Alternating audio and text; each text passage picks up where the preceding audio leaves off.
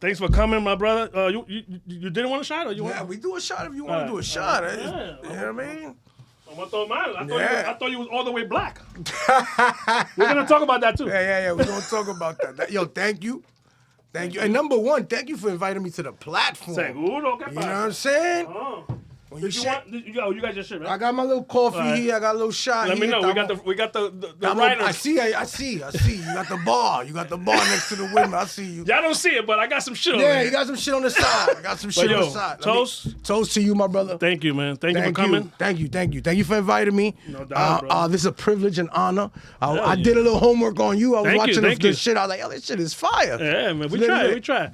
I just want to let the people know, because I'm pretty sure they're thinking that I'm taking over the whole comedian interviewing world. No, that's not my thing. What I'm doing is giving comedians a platform, because there's rapping podcasts, there's jail podcasts. Yeah.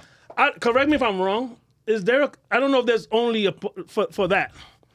I think the Brooklyn Basement with Willie. I know Willie got his thing. First of all, I'm not familiar with it. Shout out to Willie. You know what I'm saying? I'm not familiar with it. Brooklyn Basement is called. Brooklyn Basement. I'm going to look into that. Yeah. But I mean, to be honest. Willie Sweets. You don't know Willie Sweets? Oh, I know Willie Sweets. I didn't know he had a podcast. I didn't know he had a podcast. Yeah, him and his man. The thing about it is that even if there is podcasts that focus on comedians, there's not enough of them. Hello. So blessings to you. Even if you take that space, that's fire. You know what I'm saying? Even though I'm all over the place. I got comedians, I got gangsters. Nice. I got fucking, I got rappers, I got whatever. Nice. I interview interesting people. Okay. It just so happens that once I tripped over my cousin For the Money's leg, the floodgates just came. Got you. Shout out to For the Money. That man is funny as fuck. No, that's my. And he was, and and y'all gonna get tired of me saying it. Sorry, his cousin is my baby mom's. Okay. So I knew him from 10 years old. Okay. He was funny at 10. Got you. He always had that energy. They're family. No, we family. So that's why when I invited him again, he was like, "Oh, I gotta bring people with me." I didn't know he was bringing fucking the woman monsters. Yes. He brought the monsters. Yes, I saw that episode, bro. He brought the 3 monsters. You know, Rosie's starting off, but she's getting there. Yeah, fast. She's getting there. She's growing. I didn't know who Soph Dope. Now I know who Soph Dope. Yeah, Soph get busy. I seen Soph you. get busy. When I met you. That's my sister. Shout out to Soph. She's one of the ones coming up. The way Imagine explained it in my last episode was fucking perfect. Because he met Curl Plug first. She's more tranquila, she's chill. Yeah. So she met Nemo first. Then Nemo, I think the way the story goes, she brought Curl Plug like the next week to go to Havana to do the stand-up Monday shit. And first meeting, she comes to Imagine raw with her energy. Soph, that's the thing, is that Soph has this assertive, first of all, that's Bronx energy. That's big Bronx energy.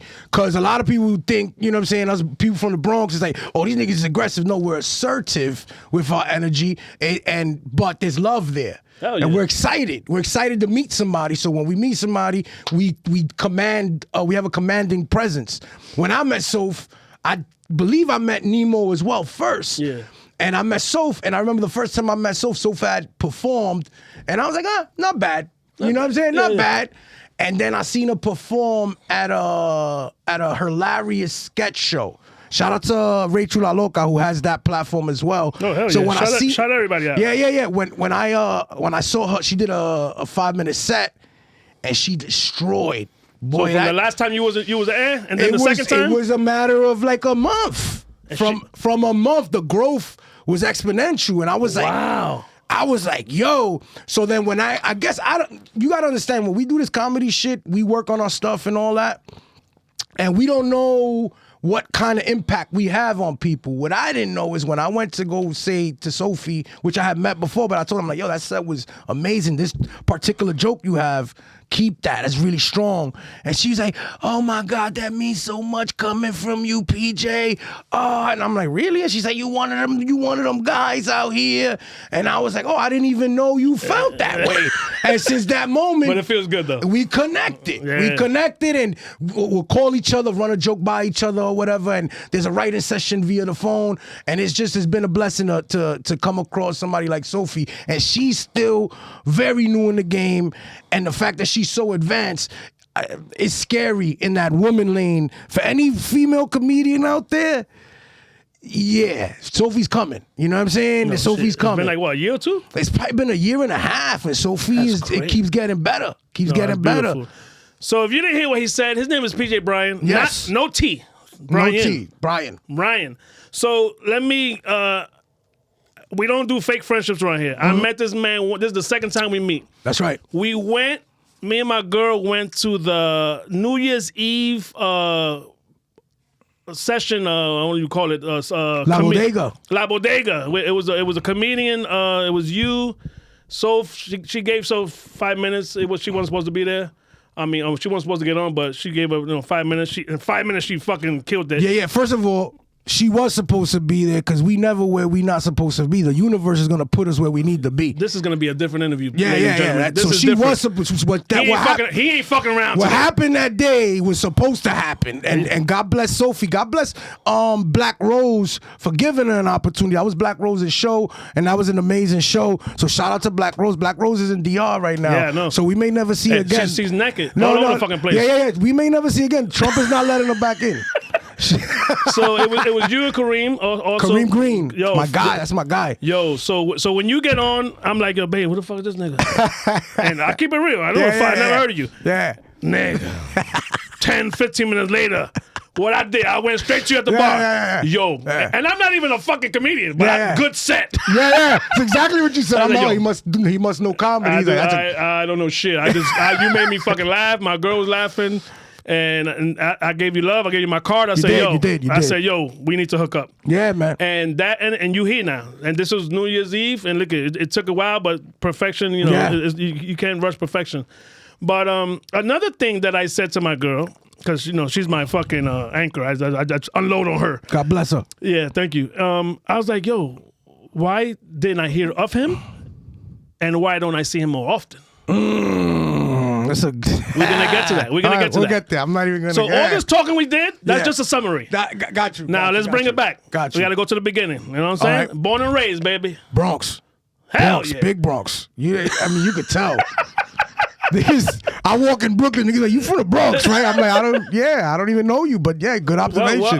What hood you grew up in? I grew up in two distinct hoods. One, when I first, so my mom came here from Puerto Rico in '84. And I grew up in Washington Avenue, 180 Washington Avenue. And yeah, you know. And then after that, it was Real Park Towers, Roberto Clemente, Sedgwick. Real Park Towers? Yeah, I'm a Tower kid. Shout out to the Towers. You know what I mean? I just did a show over there a couple months back. They showed me mad love over there for coming back. So that was dope. No, that's fine. So that's like, that's where I'm from. One way in, one way out. Yeah, that's right. That's right. And that security box is not going to save you. No, they're not going to jump out the head. No, you're getting beat up in front of the security guard. Yeah. You're getting beat up in front of. They observe and report. That's what they do. You know what I'm saying? But the Bronx, man. The Bronx. You bounced around a little bit. Dude. I bounced around after being an adult. A lot of people think I'm a kid, but I'm a grown ass man. I'm 40 years old. Yeah. So after I'm in my second life at this point. You know what I'm saying? So through my 20s, I bounced around, living from apartment to apartment, different hoods or whatever. But once you're from the Bronx, you feel comfortable in your borough. You know what I'm saying? So it wasn't. I don't think I lived long enough anywhere to claim anywhere else except those two places. No, it's fine. You know what I mean? No, it's beautiful. What was your relationship with your parents? My father passed away a few years back. Rest in peace to my dad. Rest in peace. My mom is just that's my anchor. You know what I'm saying? That's my anchor. That's my hero. Because when she got here, she didn't know any English. You know what I'm saying? She was 3 months pregnant with me, had my brother and sister already.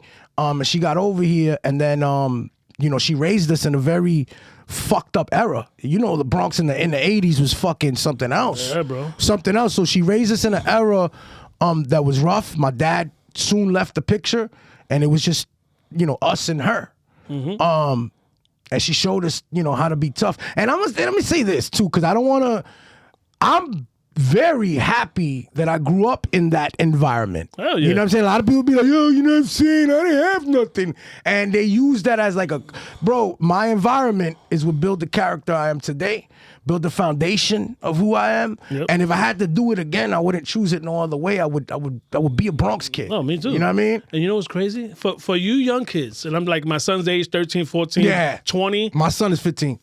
watch The Get Down on Netflix. Yes. That is a great where show. that's how we grew up. I'm mad they canceled that shit too. Yeah, they didn't want to pay. They didn't want to pay. Yeah. You know, once something gets hot, they don't want to pay. Well, didn't Nas produce that shit? Yep. Damn, man. That shit was fire, bro. That shit was fire. But the abandoned buildings, the cars, the fucking the poverty, the drugs. that was real. That was all real. That was real. Like whoever made that fucking series, they hit it on the fuck. The afros even were even that look real. Yeah, they had like the afros a little crooked because no afro was perfect. Exactly. They made imperfect afros in the costume design. That's how you do shit. You know what I mean? But you spoke about your siblings. You close with them to today? I have an older brother, I have an older sister, and I have a younger brother. And yeah, we close, man. You know, when you Puerto That's Rican, beautiful. you I'm grow only up, child. I can't. yeah, you grow up Puerto Rican. You even when I dislike them, they'll still hit me up. You know what I'm saying? They give you a couple of days. I don't like them like that, but I love them. You know what I'm saying? So they still hit me up, be like, yo, what's up? They see the moves that I'm making. They're very proud. They're very proud of what I'm doing. And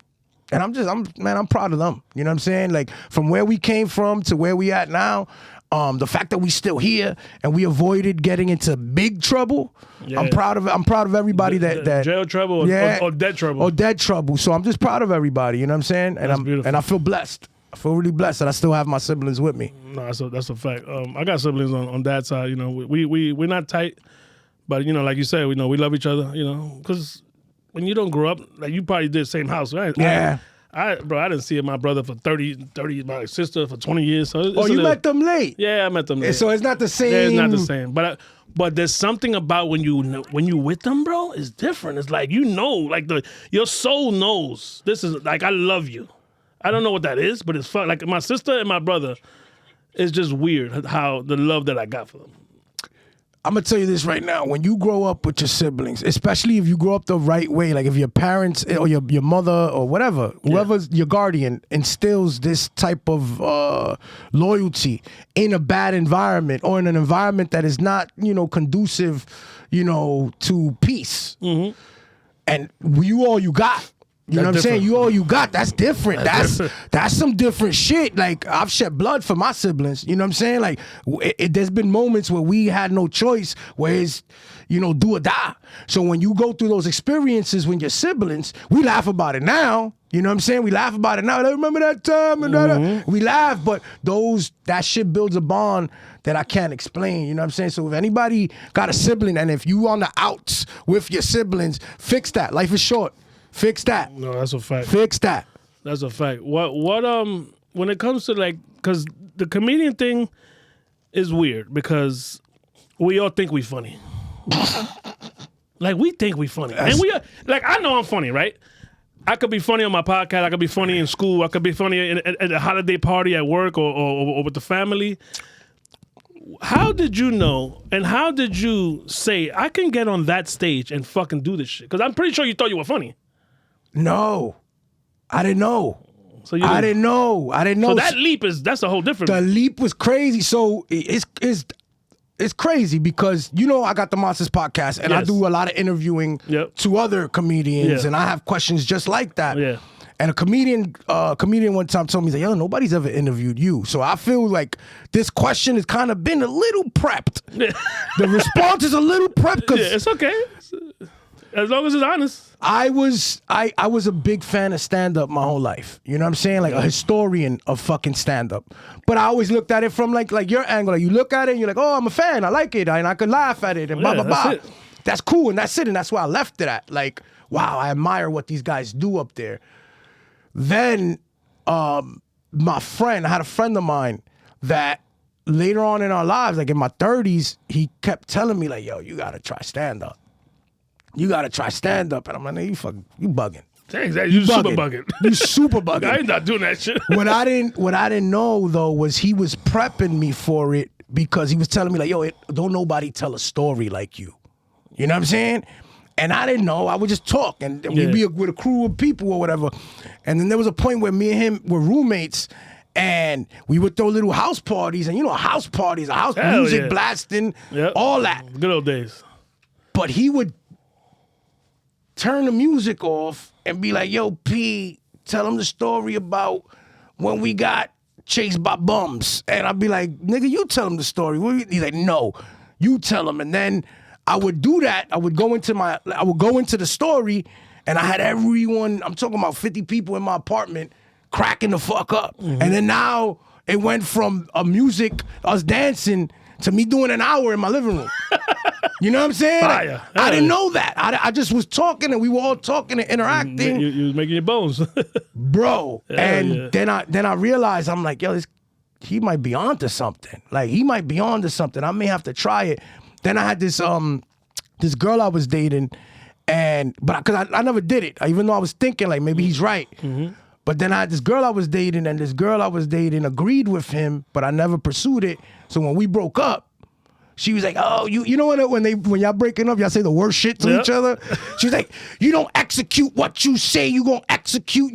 You don't want to do comedy because you scared, nigga. You was scared, nigga." And I was like, "Really?"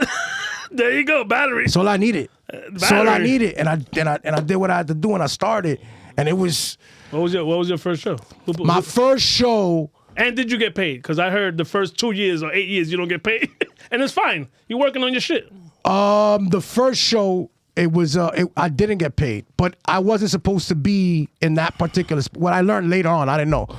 I made a call to and comedians know, the industry room.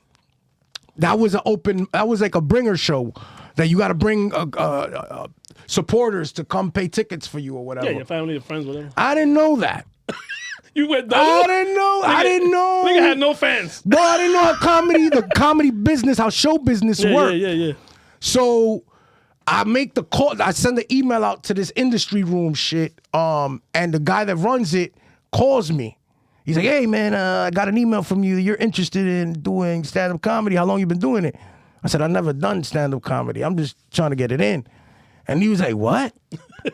He said, "You're aware that this room holds about 150 to 250 people." And I said, "Yeah, what happened? Like, can I get on or not?" That's all, I need a simple answer, Pop. He's like, "Where you from?" I was like, "I'm from the Bronx." And then he was like, "Okay, I'm gonna give you a shot." And that was the first time I went up on stage in front of mad heads, and I actually did well. And after that, he booked me again. And then. But how did you attack that you wrote shit down, or you had story? You told the bum story or some shit like? No. What I did, I kind of forgot. You probably don't even do it anymore. Hell no. Now you got your own shit. Yeah, you know. Yeah, now you got your shit. Nah. And by the way, I'm not ruining it. I'm just gonna say one word, and y'all gonna know what I'm talking about. Everybody does this. Necesario. Fire. Everybody You does that. And I didn't know. And don't worry, we don't stay on subject. We just we ran all over the place. Bro, I didn't.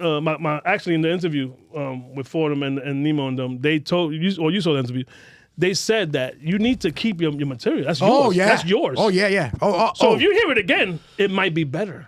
Maybe I added something. Yes. Maybe I took something away. Yes. He felt like he when he went to Caroline's, rest in peace, Caroline's. They're not there no more. But he brought new material. He said that's why I fucked up. Yeah. Bring what you got. So necesario. Yeah. If you don't know what I'm talking about, yeah. That's not my business. Figure it out. Yeah. Come to a show and check, and then once you come to the show, it's gonna click what he just said. Click. But So that was super rookie move. Super rookie. You in the room and you just freestyle? You said you don't remember, right? I don't fucking remember. I just know that he called me back and was like, "You was probably just being yourself." Fuck yeah, I think I went up there and just like, "Fuck it," you know what I mean? Yeah. Like, it's either win or lose. And at least, and I went with the mentality of like, even if I lose, even if I bomb, I could at least go out like and never do it again. I'll go out saying like, I tried that shit. Yeah. You know what I mean? Like, I executed that. It didn't work. I'm not good at it, but I tried. And what year we talking about? 2022 or 23, I think. Oh, recent. Yeah, I'm only 4 years. I'm on 4 years now. Oh, wow, good. I'm 4 years in now. Let me say this, and I don't like saying the age of my comedy career, because then they think they could demonetize you. They could tell you what you're worth. I saw you in a post. Yeah, I've been reading your post. I'm like, this nigga's deep. Yeah. Don't fuck around. Never let nobody tell you or try to convince you of what you're worth. You know exactly what you're worth. You just gotta make them believe that. You know what I'm saying? Like these veteran comedians, and respect to them, and I salute them because they've paved the way for what we do. But the truth is, they'll try to convince you that you're not ready to get paid yet. What you said earlier, where it was like, yeah, I heard you're not supposed to get paid for 8 years. Who said that? Who made that rule? That's a way of exploiting you. Maybe back then. No. That's a way of them exploiting you. That's a way of them making money off you. That's how that goes. You're not ready to get paid yet, but you can come and do this stage time and do this guest spot, and I'll take all the money home.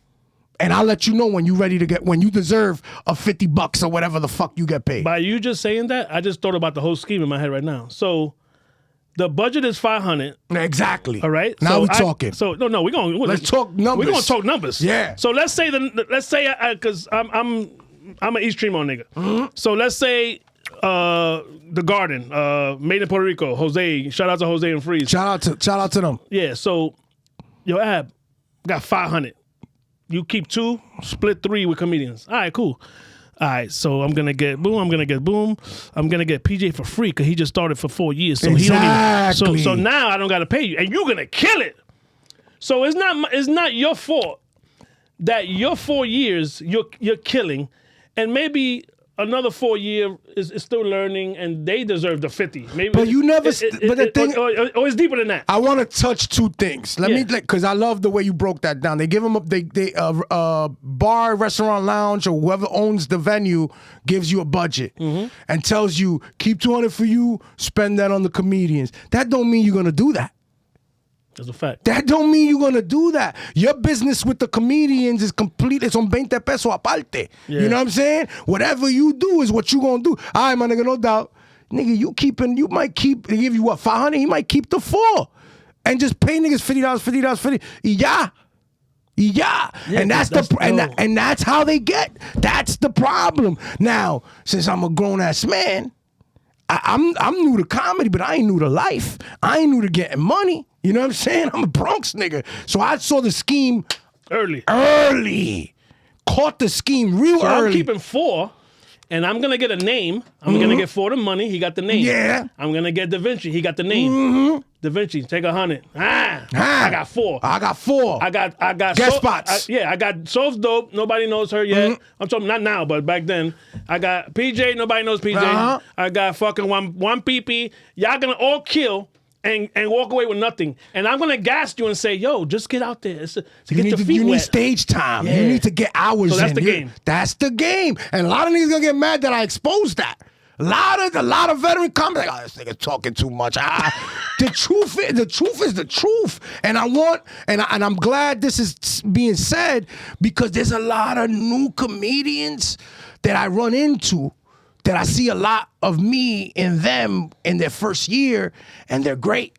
You don't need, people will tell you like, you need 10 years to find your voice. There's motherfuckers that are born with it. They born with it. So how you gonna tell them to wait 10 years? How? When God gave it to him. God gave him that. You can't take away what God gave him. You can't. And anytime, and the karma of trying to play people with God-given gifts is, I can't even, listen, I can't even speak on the karma of that. But that's not cool. So what I encourage these young comics is if you know you nice, bro, negotiate. 2 weeks in the game. I'm fucking nice. 2 weeks. And let nice. me say the second part. Yeah. A comedian never stops being a student of comedy no matter how many years he got in it. You're going to be learning forever. You learning new shit forever. Oh shit, I didn't know this would work. Oh, me changing my voice a little bit like this makes them pop. Oh shit, me moving with this one joke just makes them pop. Oh, moving this eyebrow this way. Little subtle things if you paying attention. You know what I like what you did on New Year's? I'm giving his shit away. I'm sorry. He left me. Love is love. You left me with an effect. Yeah. What you do, and maybe they could learn. Some new OG comedians, new comedians. You let the joke sink. You hear the laugh, and you walk. You do like a subtle walk away, and you be like, duh, whatever. So you let the joke breathe. So while they catching their breath, then you come back and be like, yo, man, that shit is crazy. Yeah. And now it looks like you thinking and you just drift off somewhere and like maybe 5-10 seconds go by. That's not nobody's business. Yeah. Then you come up with the next fucking story. And I'm like, yo. I say, yo, babe, I like paying this. attention. He's What, paying nigga? attention. I told my girl, I said, babe, I got PJ. She said, really? And she was, don't get me wrong. I had, and this is another thing about the names. Yeah. I want people to understand something. This is my show. I reach out to people, yes. Fordham is my cousin. I could get him whenever I want. Da Vinci, it took me 3 months to get that motherfucker. He's busy. He's busy. That's God bless fine. him too. Dios lo God bless bendiga. him. Yeah. He's doing well. You know, Nueva York, we in touch. But when the name is not the name, like PJ Bryan, I still had that same, I got PJ. Yeah, thank you, You know what I'm man. saying? Thank you. And my That's girl fire. and my girl had to say, babe, you got PJ from New Year's? I'm like, I got him, babe. She's like, oh my God, he was so good. I just want people to understand that don't think, if you have a podcast, don't, and I understand the big names, I get it. But focus on the up and comers or the PJs that don't have that click. Thank you, You know brother. what I'm saying? Thank you. You know, because back to the question that I asked before. By the way, some of the names that you think are big names, right? That you believe in, which they are. Yeah.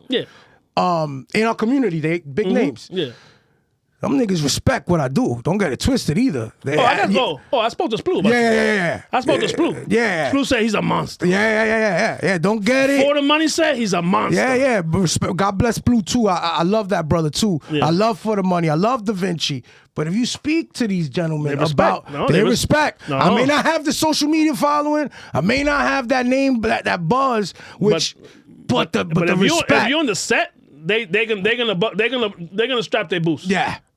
It's time to work. It's When I walk in, it's time to work. Yeah, that's respect. That's out of respectfully. Respectfully. No, bro, I can tell because I never fucking heard of you. Yeah. And 15 minutes later, I'm like, I need to know who the fuck he is. Yeah. And this might happen again with a different comedian. You know Yeah, what I'm saying? it will. Because, There's killers out there, bro. And that's my thing. There's killers out there. And back to your point, we're not saying that the names that I mentioned are not. They are funny as hell. Yes. They are funny. Respect to them and salute to them. What I'm trying to do is shed light to people. It could be ticket buyers, it could be podcasts that want to do interviews, it could be radio people, whoever. Do not just go after those names. Yeah. Look, you know, don't just look for that fire jacket that in your closet. You know what I'm saying? Go and dig inside. Yeah. You're gonna find that old hoodie that from 2 years ago. And you know that's what I mean? and that's why I'm in the era right now in this particular point in my career where I'm starting to get a little spark, right? It's starting to spark. I'm in an era of appreciation. You know what I'm saying? I spoke to a comedian one time, like maybe a couple months back, and he told me like, oh, you know, if Kareem Green, right? You saw Kareem. Beast. If Kareem Green, you know, hasn't popped yet, then nigga, then what we got, what we could be hopeless. And I said, yo. Hold on, bro. Hold on, brother. Success is not measured by you turning into the next Kevin Hart. It's not. You don't know if Kareem internally feels like he made it. You don't know. Oh, nah. Bro, you don't know that. Right now, I get compensated for making people laugh. My dream, I'm living my dream. I don't need to be world famous to tell you that I feel successful. I feel successful right now because anytime I jump on that stage and I get off the stage, I'm number one, the reward of making people laugh and spreading joy is beautiful. That shit is priceless. And then number two, when I get off and the promoter goes, yo, I know I told you I was gonna pay you this, but you bodied so bad that I'm gonna throw a little this on top. Bro. Real nigga shit. Real nigga shit. And it's like, bro, I'm living my dream. That's the dream. I don't need to be famous. I don't need to be the likes and I don't need that, bro. When you're doing this on a day-to-day basis and you're getting paid for it, you met a goal. And that's it. That's the goal. That is the dream. Shout out to Kareem Green. He's a fucking beast. Yeah, he's a beast. Fucking beast. Yeah, both, you know, and I don't know what the relation is with you and Black Rose, but she made a great selection with you two guys to is like, and that was, she told me too. I was on the phone with her. I was like, yo, I bought my tickets. I'm in there. And she was like, oh, thank you. Believe me, the 2 comedians I got they're amazing. And I'm like, I ain't never heard of these niggas. Don't worry about it. You know what I mean? No, she's dope. So I see you at different spots. Now that I'm paying attention, give me besides the Bronx, because for me, you know how we are. We stick to our own fucking borough. We don't get nobody love, but there's other rooms out there. Oh, I'm all over the city. I'm outside of the city. I've been to LA. I've done Hollywood Improv. I'm working. Like it may seem that I'm local, but I'm working, and maybe because I hear about. I see spots. I see like Loft. I see the Harlem comedy in Harlem.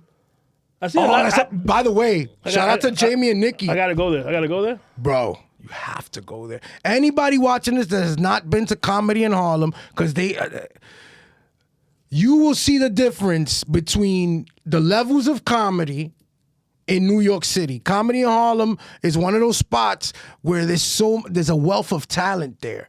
And for real, if you like to laugh, you're gonna discover comedians that you're gonna be like, oh shit. And back to the point, I never heard of them.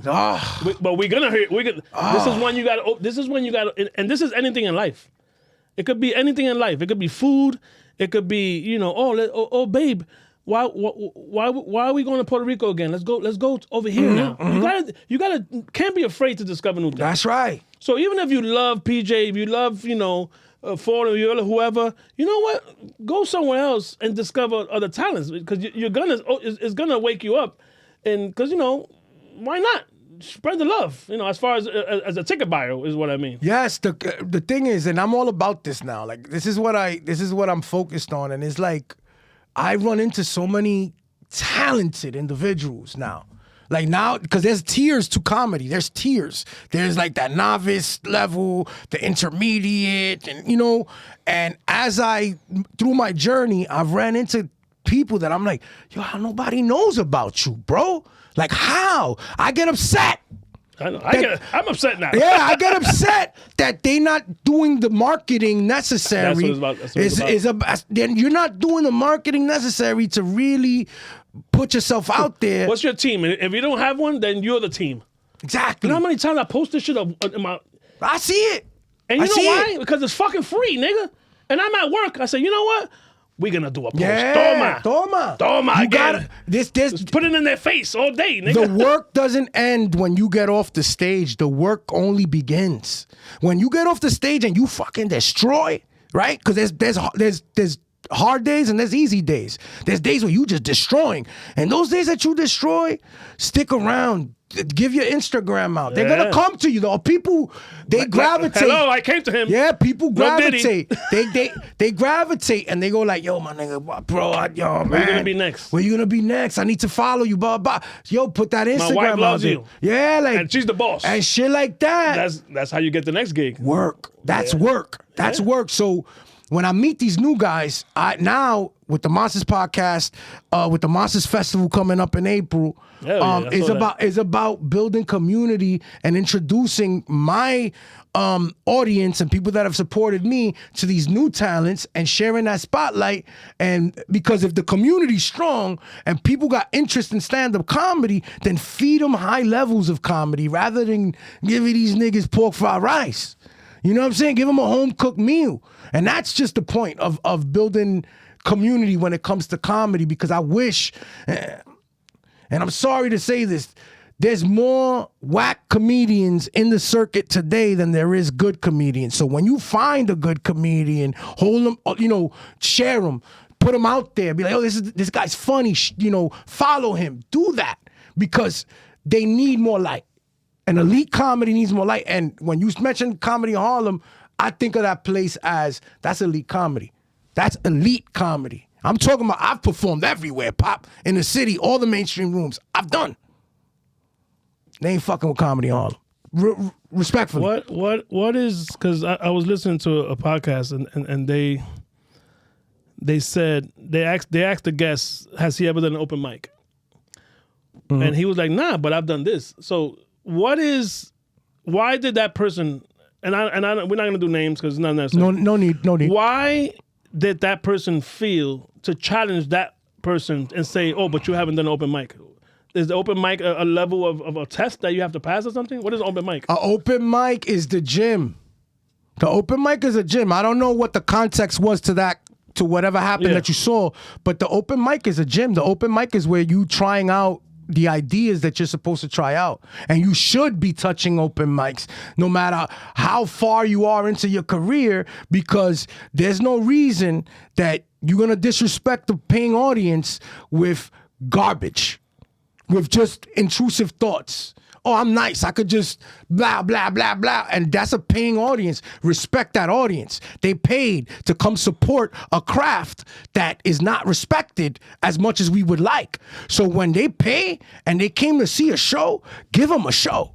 There's no reason you should be just throwing random shit at all. And I don't mean to sound redundant by saying it twice. I just think I need to repeat that and reiterate that, because a lot of comedians get full of themselves and they don't remain humble and understand that not every idea is funny. So go to an open mic and explore that, expand that. Once you hear a little chuckle or whatever, then you know you got that joke got legs. But don't bring that shit to a show, because I've seen so many comedians, and everybody could bomb. Anybody could bomb. That could happen to anybody. But I've seen so many comedians disrespect the paying audience with bullshit. I take it offensive because I know how many hours I put into this shit. You know what I'm saying?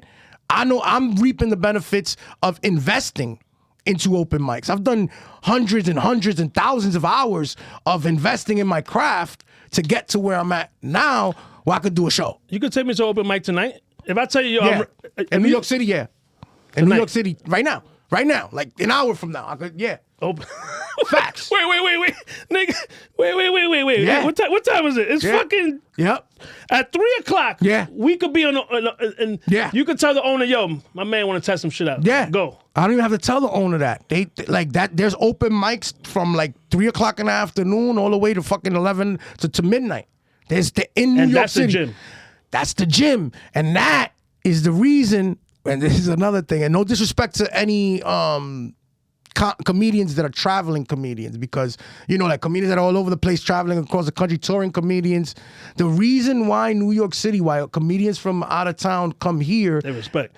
and we're strong. The comedians in New York are way stronger than they in other places, because we just have more opportunity to get the stage time. In other places, you only get maybe like an open mic once a week. If you're a comedian in Iowa, you have to leave Iowa.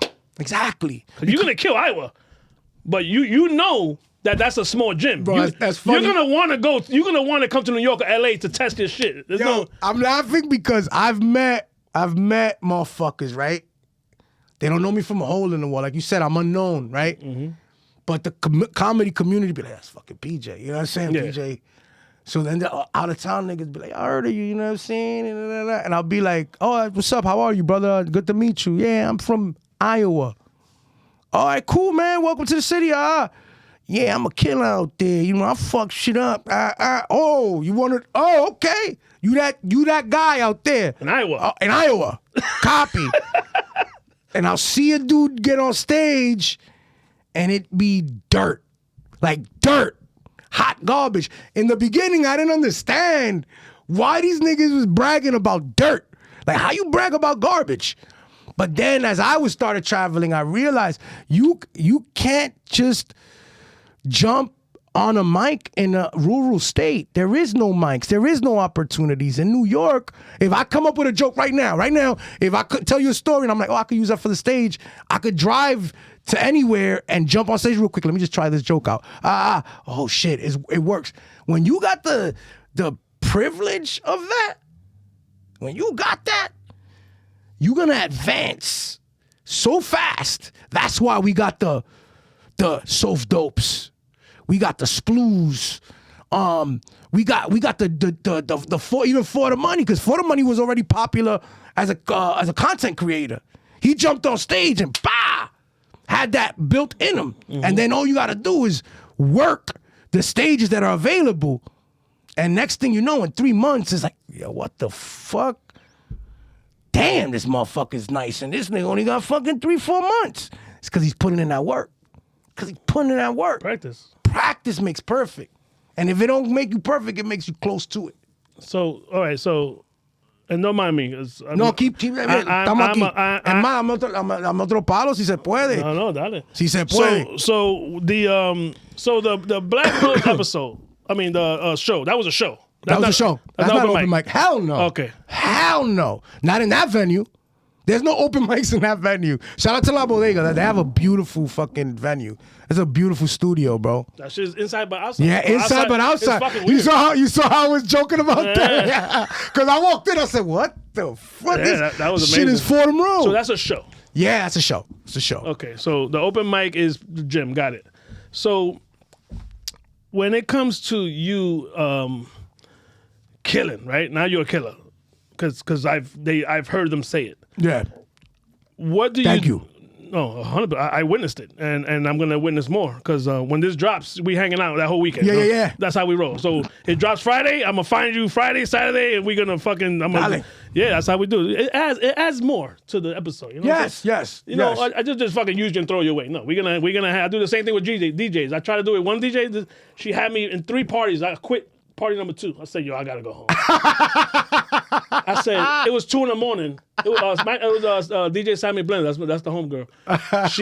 We had one more. I'm like, what? One more what? It's fucking 2 o'clock. I'm out of here. Yeah. I got shit to do. I'm like, don't worry. We did good. We hung out for 3 hours. So now, you said earlier when you see hot garbage or when you see someone's learning, or like when it was so dope, that was okay.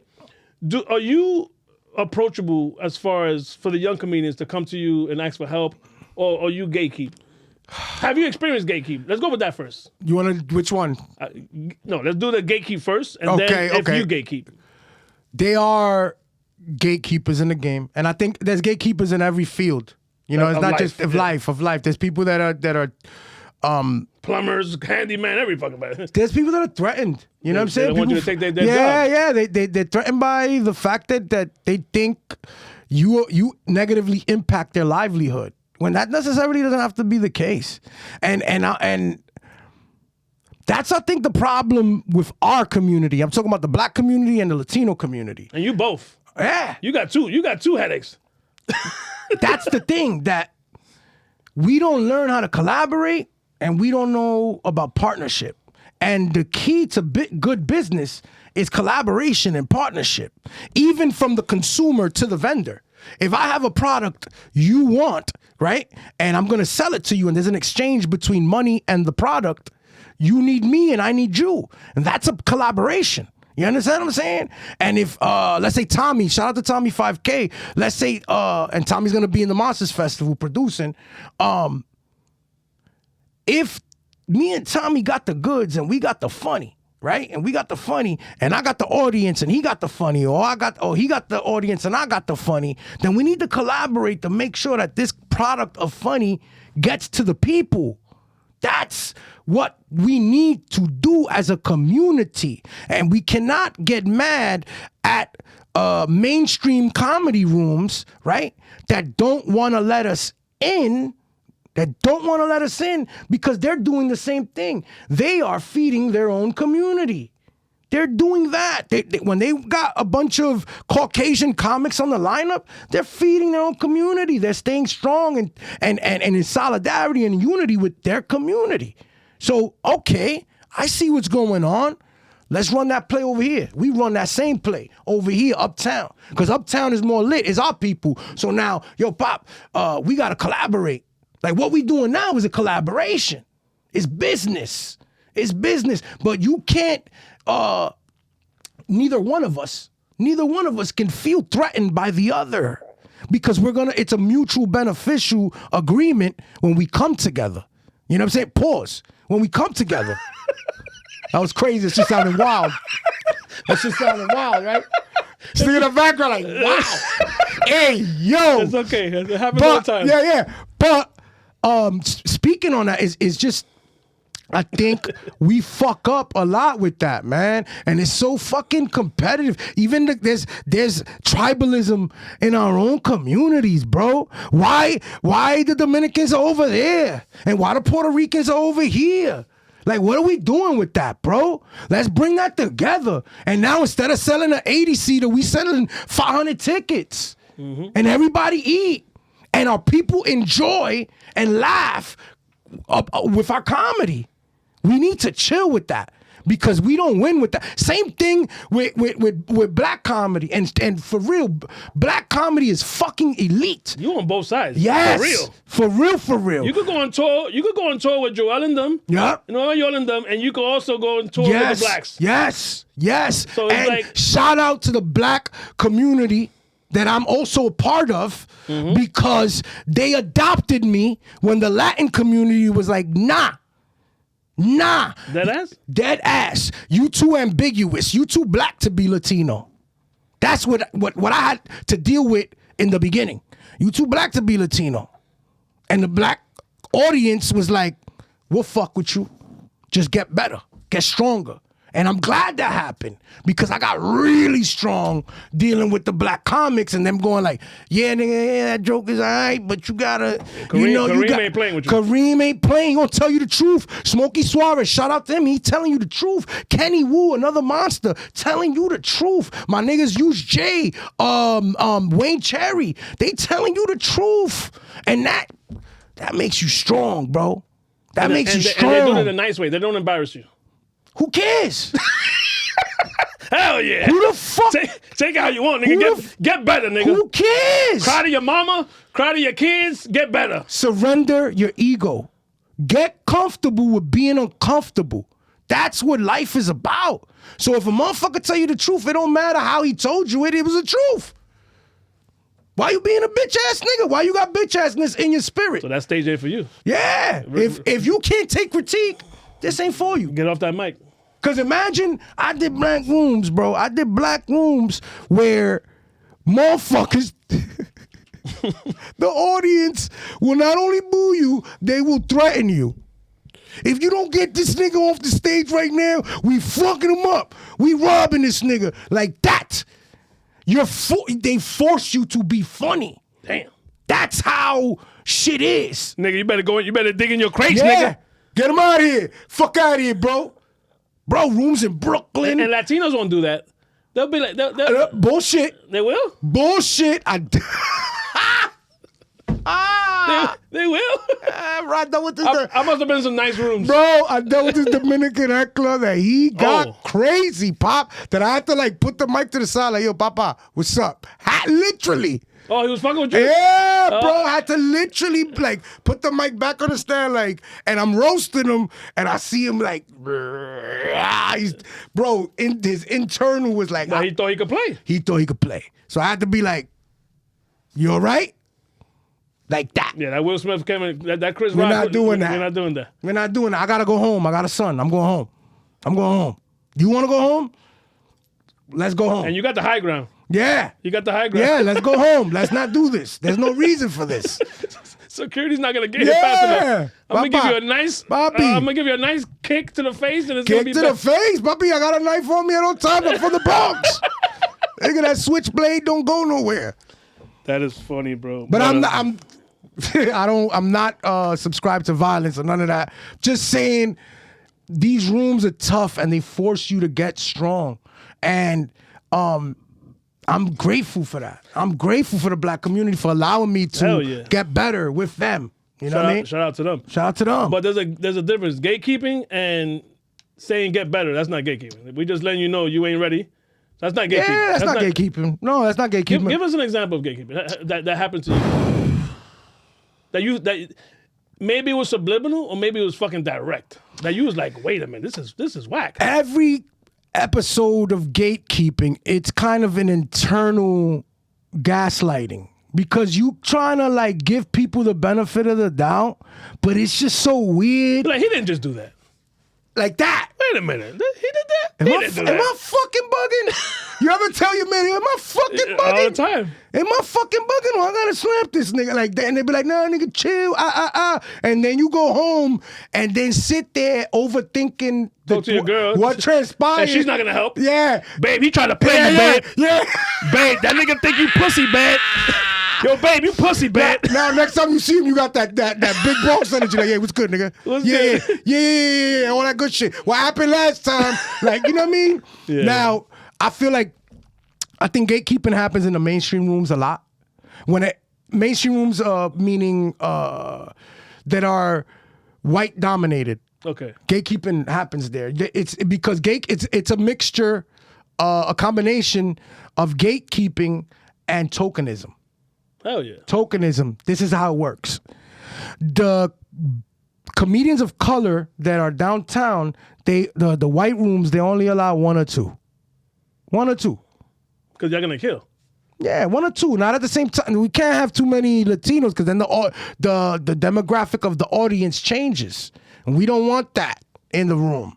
We still want our Caucasian tourists and our, this is what we need in our, this is it now. Like, it's too many niggers in here. What's happening? Like, they're not trying to have that. So they're going to allow two Latinos to speak of their experience. They got two guys in the residence. And then they got like maybe a black comedian and a black female comedian. How do they position them as far as opening and closing?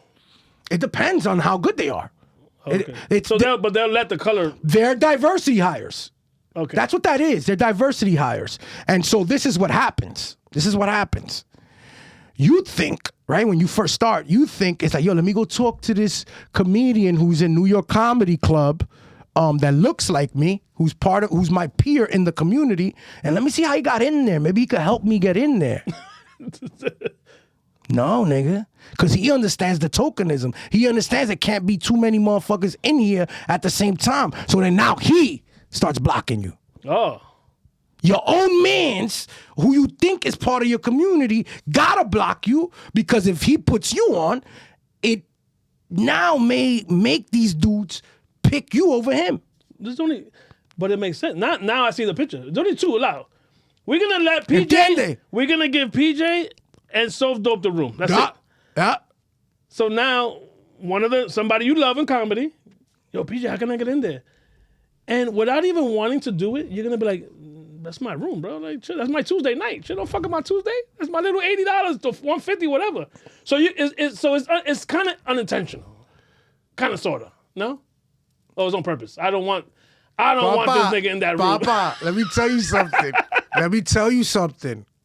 You can, if you have a production, if it's PJ Bryan's production, then I could let as many, like if it's my night where I get to curate the lineup, anybody could go up that I choose that could go up, that I hired to go up. 100%. But if you're a resident comic in the club, meaning you get booked for several dates, right, throughout the week you get like a DJ. Four shows throughout the week. Yeah. And I'm in part of the lineup of those comics that show up every day. Blah, blah, blah. He feels threatened by you, especially if you uptown killing. If you in the Bronx and you killing, if you in Harlem and you killing, if you in Queens in the hood killing, and people know it.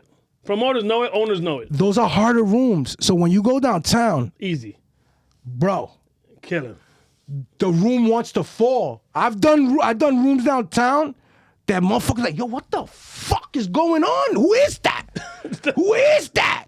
His shit is precise. His tags is, oh my God. La, la, la, la, la, la. And then if the dude that has residence there, what? He don't want you there. Me va a comer lo dulce. Now he's gonna take my shit that I've been working months. That's why I tell comedians, don't stay in one spot. That doesn't help you. Staying in one room. There's my room. It's just me here. It makes you weak. You gotta move around. You can't be afraid to bomb. Go uptown, Pop. You good down there. Come uptown. Let me see what that's the gauge. Coming uptown is the gauge. If you can't, you're not really that funny. You say the Harlem room. You say if you wanted to, if you wanted to test someone that's fire downtown and that you are impressed by them downtown, Yes. you bringing them to Comedy in Harlem? Yes. That's the measurement right there? It's a measurement. And Harlem Nights. That's a bar, but that audience is also tough. So you proving grounds of like, especially if you talking mad shit. Don't you ever, no me ronque, cabrón. Don't No, I'm fucking- coming to you humble. No, yeah. Yo, PJ, can I come to, can you, I'm humble. Help me. Can you help me and bring me uptown? Yeah. So now you're going to be like, oh, I got you. So now I'm gonna go uptown and speak to the power brokers, because every community got a power broker. And I'm gonna go to the power brokers and be like, yo, I got this kid. He just started. I think there's potential. Yo, I'm gonna bring him. You know what I'm saying? I'm a vouch. You know what I'm saying? Like that. Let him work. He ain't sharp yet, but let him work. All right, bring him through. Bring him through, whatever, blah, blah, blah. Now we handling him with kid gloves, more gentle. When he gets on stage and, you know, he does a okay job. When he comes off, be like, all right, this is where you fucked up at. This is where, you know what I mean? You got to work on this. You got to tweak this, blah, blah. Relax a little bit. Like, you know, now we working with you. So you can see all that shit? You can see all that. You can see, so you as a comedian. Because me, okay, let me give you my view. Go ahead, yeah. Because you've been a comedian for 4 years, you probably lost this feeling. Yeah. Me and my girl, we've been to a couple of shows already. Thank you for supporting comedy. 100%. So this is what I go through. Even with you in that room. Uh-huh. We as people, give me a second. I'm the consumer. I bought my $25 ticket. That's right. Got my lady, got my mom's, and my mom comes with us everywhere. She loves New York. I got a fucking. I'm like, yo, ma, we gotta see somebody else. Like, you know, I get it. Oh, I've been buying tickets in Nueva York like 3 fucking times already. Salute to Nueva York and the power that's power right there. Mom loves this nigga. My mom is 68. Salute to him. Mom is 68. Coño. She loves that nigga. That's what I'm talking about. And he knows it. I be That's telling him, what's like, I be, yo, DM me, yo, my nigga, my mom. He be like, yo, that's mom. They got like 20 pictures together. So, but this is not that. This is me and my girl. My mom wasn't there, and I'm like, babe, let's go support. We went to support Black Rose, and Soph was on my show, so I was like, yo, babe, oh shit, they're gonna give Soph 5 minutes. So I'm excited. Yeah. But as a consumer, that you don't know PJ, you don't know Kareem. I'd never seen Soph. Soph was in that sofa, but I had never seen him perform in my life. We have a feeling as and me, maybe other consumers as well. Please don't bomb. Please don't bomb. Please don't bomb. You see that? Yeah. And it gives us like, oh my God, I hope they're like, babe, I hope they're funny. Like, there's someone that Whitney, she was there. The first. Yeah. So she started. Wait. There's a lot of Whitneys. You're gonna have to be specific. She was if you're there gonna, that day. Yeah, Oh, but you're gonna have to be shit. specific. God damn it. Because there's Whitney Chanel. Shout out to her, who's a The monster. teacher. Whitney the teacher. That's all I know. Whitney Robinson. Whitney Robinson. Shout out to her too. Yes. So I just want to make sure. No, then, you have to. Because No, then you're Whitney right. Chanel's gonna be like, nah, niggas is talking shit. No, She's a so- monster. Whitney Chanel's a monster. No, Whitney Robinson is starting off. Yeah, she's new. She's new. So I saw her with Nova Yolanda and Sobro. Yes, And okay, and cool. Jimmy Spot. That's the beautiful. First time I saw her. That's what's up. They gave her a shot. The second time was with you guys. She Okay. opened up. Okay. I made it my business to go to her after in La Bodega. I said, yo, and I'm talking like I'm you. You getting better. As a consumer, I swear to God. But I was already, you know, He's encouraging her. Words of encouragement. Because she did better. Yeah. And That's love. That's love. So my point is, the reason why I started this rant is, as a consumer, you like, please don't fucking please be good. Yeah. So compare that feeling to the fucking what you talking about. Yeah. Like I hope I'm pretty sure you're past that. But in the beginning, is that a thing? Like, I hope I'm good. I hope they accept me, or in the beginning. Because back to the Damn, I forgot. Like no. This question started off with the nerves. As far as you, the nerves. As far as you seeing a new person, and you can see. Okay, I get nervous for them. That's what I'm talking about. I get nervous for them. So when they get off, you're like, okay, I gotta let her know to forward back. Depends, because not everybody wants feedback. I forgot about that. Nobody wants unsolicited feedback. Like, nigga, I ain't asked you. Nigga, who the fuck you think you are? Okay. The savant of comedy? You know what I'm saying? So you let them come to you? Yeah, you gotta be able. I didn't know that. You gotta See? come to me now. If I already developed a relationship with you, where you respect what I do, and you come up to me, and we you go, already cool. That's different. we cool. So if you come up to me and you go, yo, man, I really like your comedy, boom, boom, boom, boom, boom. So now, my job is, yo, if I don't know you, you want advice or you don't? It's up to you. And if they accept that, then at that point, then I'll shoot as truthfully and as encouraging as I could be about it. And there's you can't save everybody, bro. This ain't for everybody. This ain't for everybody. A lot of motherfuckers don't belong up there. Even and you know what's crazy? I mean, shout out to Frances, because back to the collaboration. Yeah. He has his own show. Oh, yes. We are back to what you said. We are stronger together. That's right. That's right. You know what I'm saying? I could have looked at him as an op. I could have looked at him as like, fuck that nigga. I want more views than him or whatever. No, I reached out to him like, yo, I need help. I need help. He said, yo, give me a couple of months, give me a couple of weeks. Let's work. Let's work. And I like that. And that was what, November, October, whatever it was.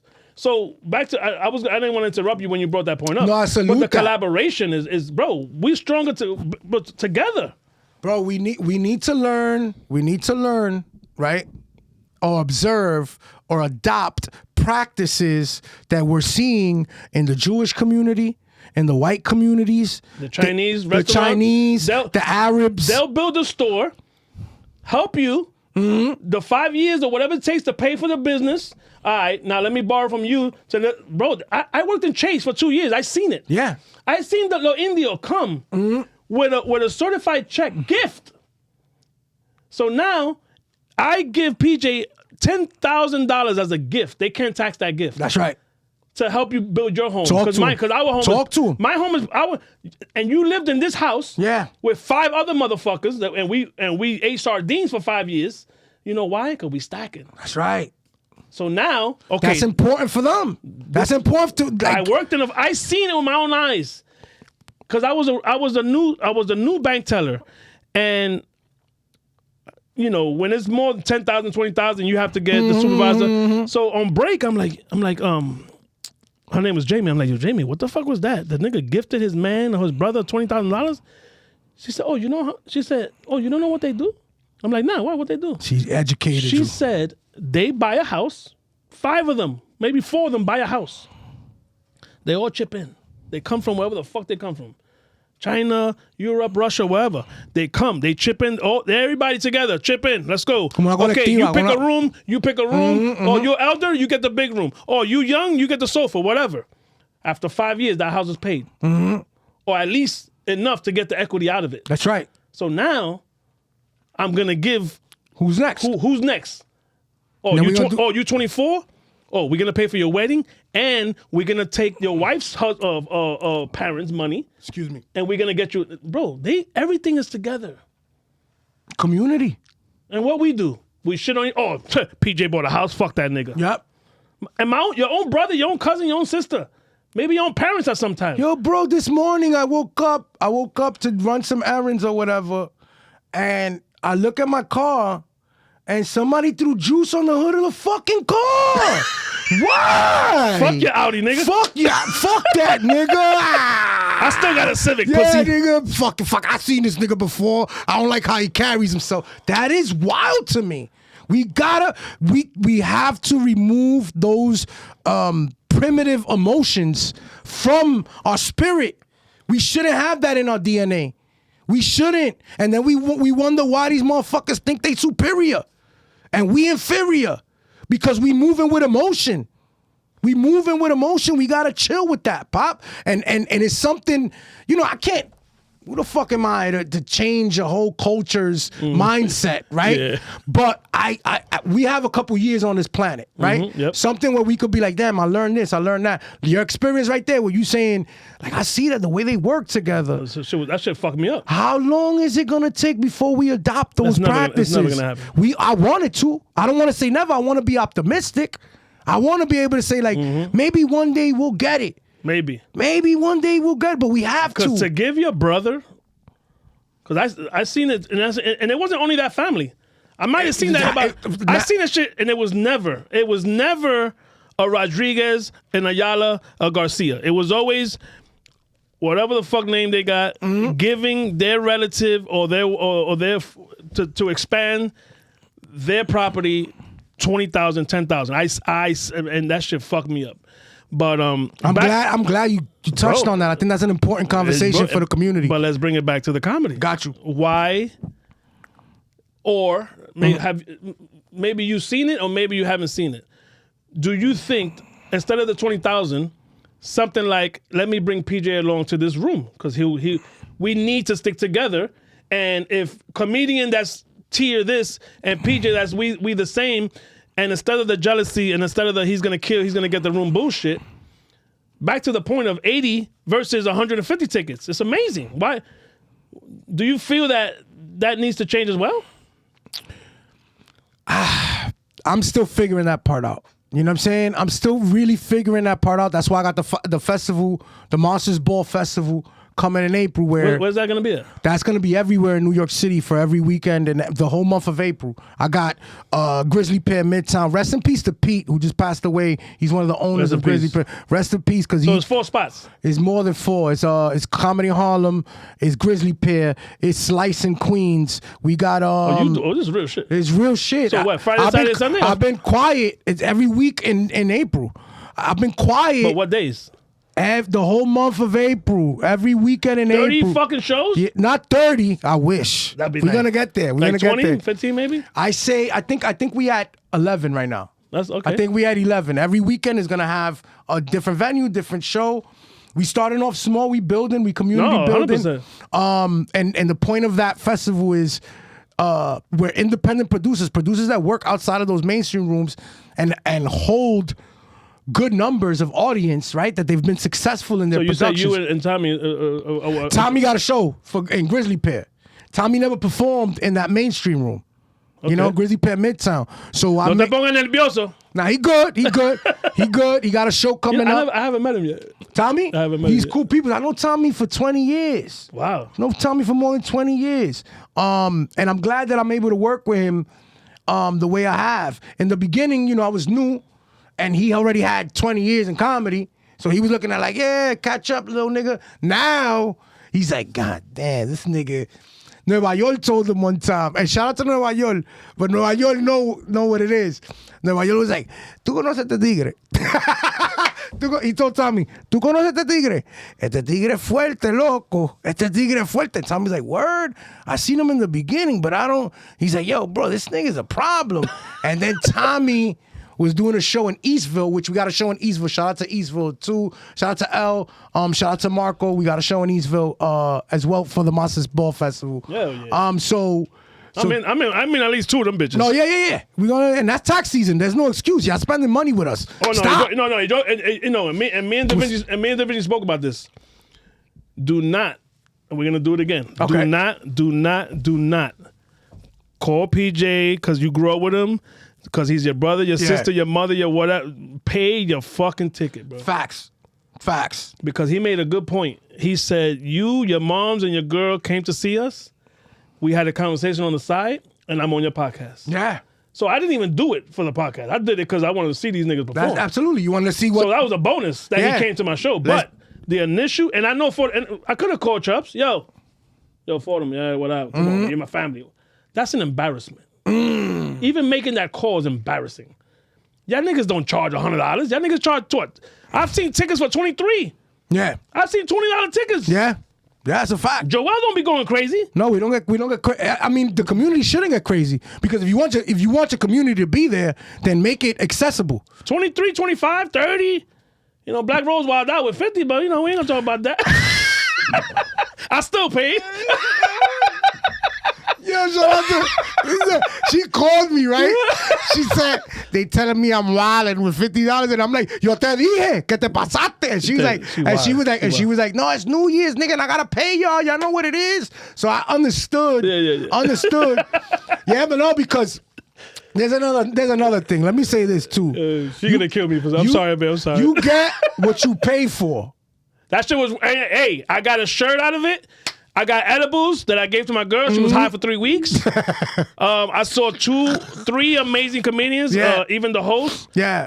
So it's not really about the $50. But That was a joke. I'm a comedian sometimes too. Yeah. The point is the shit hurt my pockets, but it was worth it. It was worth. No, it was worth. I got. No, look what I got. I got a shirt. I got edibles.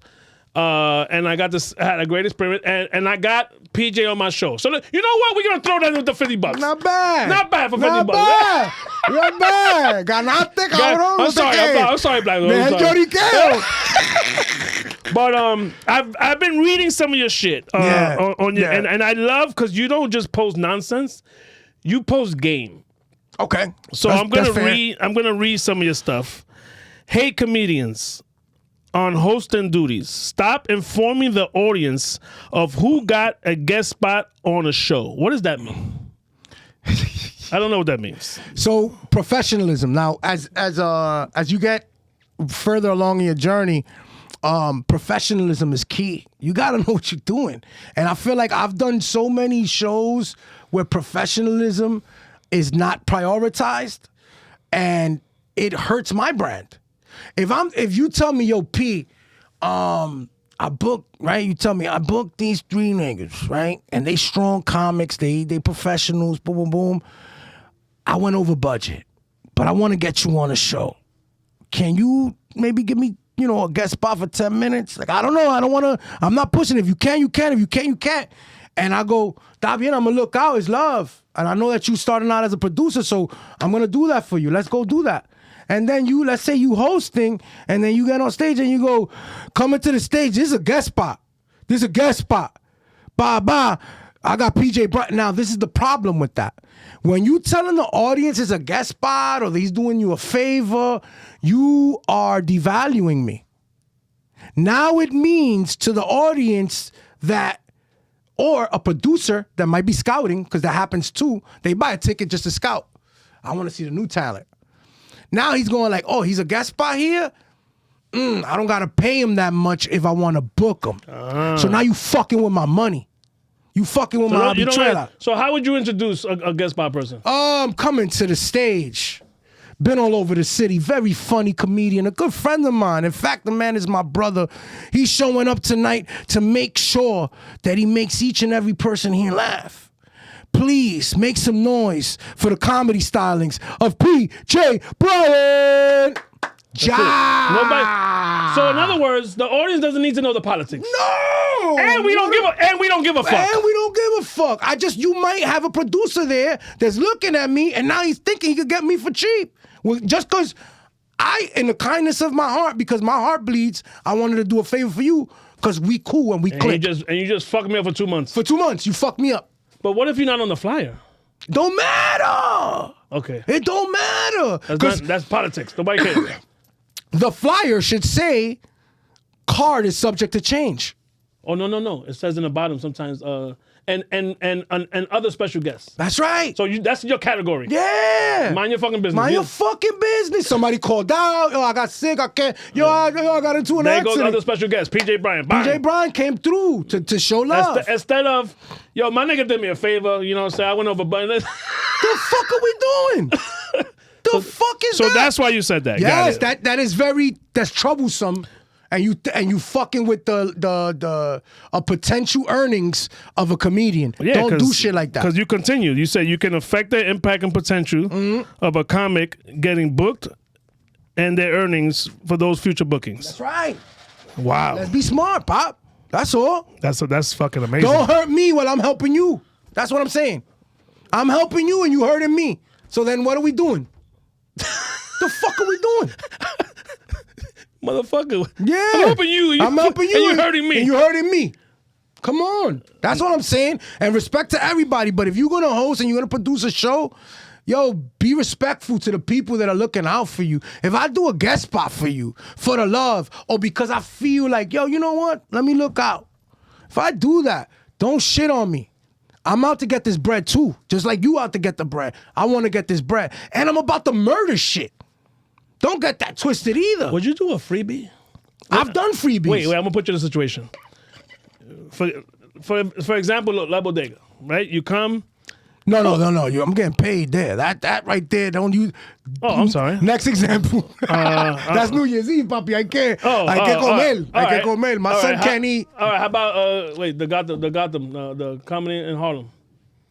You go as a okay. You know the owners. You are. No, but I get paid there too. But it's okay. No, but I'm gonna paint the scenario. Okay.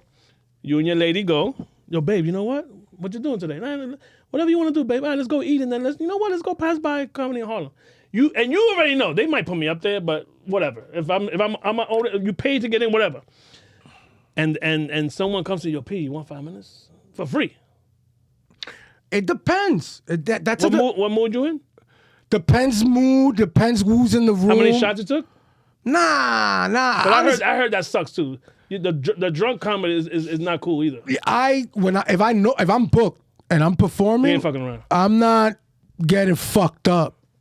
I may have a drink, but that don't mean I'm gonna be up there. It's professionalism. No, 100%. Has to be prioritized. You have to respect the paying audience. You have to. Now, if somebody asks me, you want to do 5 minutes, and it's worth it, I'll give them a 5. But they know 5 is like this now. It's not like before that when you first start, 5 minutes feels like an eternity. Yeah. You know what I'm saying? So Nebbios alone is 2 minutes. Yeah, it's like, start trembling like a washing machine. Yeah. But now it's like, 5 is like that. So they'll probably tell you like, yo, can you do 10 minutes for me real quick, man? Look out. And depending on the relationship I have with who's producing that show, then I'll rock Money out. talk, bullshit walk sometimes. Depending on the relationship, I'll do a freebie. And also, when it comes to doing a freebie, some things are priceless. Sometimes it's like, I'm going to do a freebie for a show that's going to give me exposure. Nigga, I'm bringing you to my wedding, nigga. Yeah, like shit like that. I don't even know when I'm getting married. No. I'm just putting it out in the universe. Yeah. But what? Is that a thing? What? Wedding shows? Yeah, we do. We host weddings. We do shit like that. That's crazy. But that ain't free. But no. Papi, the wedding has a whole budget. If the flower bitch is getting paid, the comedian's getting paid. And the DJ, everybody's getting paid. And let me say this, because Kareem, what was it, 2, 3, like a month ago, I was working with Kareem maybe from like November, what's that, October to December. And that was a blessing too, because Kareem is a dude that's been doing it. Did he give you any He pointers? gave me, of course. He's amazing at giving pointers. He said, "Yo, P, I know you getting paid and all that. I see it. I see what you're doing, and you're strong and you advanced. Just stay on stage and remember, just because you getting paid, money don't make you funny." Coño, that shit was, bro. Wow. Oh, when he said that, he was like, how did that? What did you? When you heard it, how did you feel about that? It let me know that the work never stops. It never stops. Just because now you're obviously saying you're a professional now, but it doesn't mean you get to slack. You still got to work on the craft. Stay on stage. Just because you're getting paid don't mean you got to be like, that's it. I made it. I'm happy. I'm content. No, you got to keep looking at life through a comedic lens, because what we doing is observations. We're not fucking different from nobody else, bro. We're just looking. You could either look at your life as a tragedy or you could look at it as a comedy. Luckily for me, I've looked at what I experience in life as a comedy. So when I get up there, I'm able to give you experiences that I've lived through a comedic lens. And you look at it like, oh, that shit is funny as fuck. This nigga is funny because I've been through that too. But I'm like, yeah, but you probably looked at it like a violin playing in the background. My dad left. You made my dad laugh into a whole 5-minute fucking rant. Exactly. And everybody like, oh shit, my dad left too. Whatever. Even if your dad did leave, it's fucking. You made it funny. For years, you were crying about it, and then for that 5 minutes that I spoke about it, now you're looking at it differently. Mm-hmm. Now we transforming the memory. You know what I'm saying? So what Kareem told me, getting back to that, what Kareem told me, I think was very helpful for me, because it's easy with the spotlight and the applause and the laughter of the audience and all that and the big cheese and the drinking. It's easy to get caught up in that and then lose the craft. I'm glad he told me that. And shout out to him, man. No, that's amazing. One more. I don't want to go down your whole be authentic. Be true to yourself and your voice. Don't attempt to imitate others, which pretty much don't be a biter. If we're taking it back to hip hop, don't bite niggas' lyrics. You know what I'm saying? But why? You picked a good one there. That's crazy. Papi, I'm good at my job. He went at the files. He said, put out there the PJ Bryan files. I can actually keep going. I know. I can go to your That's thread, a but good I'm one. not. When I wrote that, right, and actually I remember that one because that one was very important for me to share. Because if you notice, I don't share stage time on social media. I don't know if you noticed that. Like I don't share a lot of jokes online. You got a couple of like maybe Couple bullshit joints. Yeah. Bullshit joints. I saw a lot in the Harlem spot. Yeah. Because that night was. But you're not giving away material. No. It's maybe the laughter or maybe the beginning, the tease. You do tease. You don't do the whole thing, which is good. Like to give.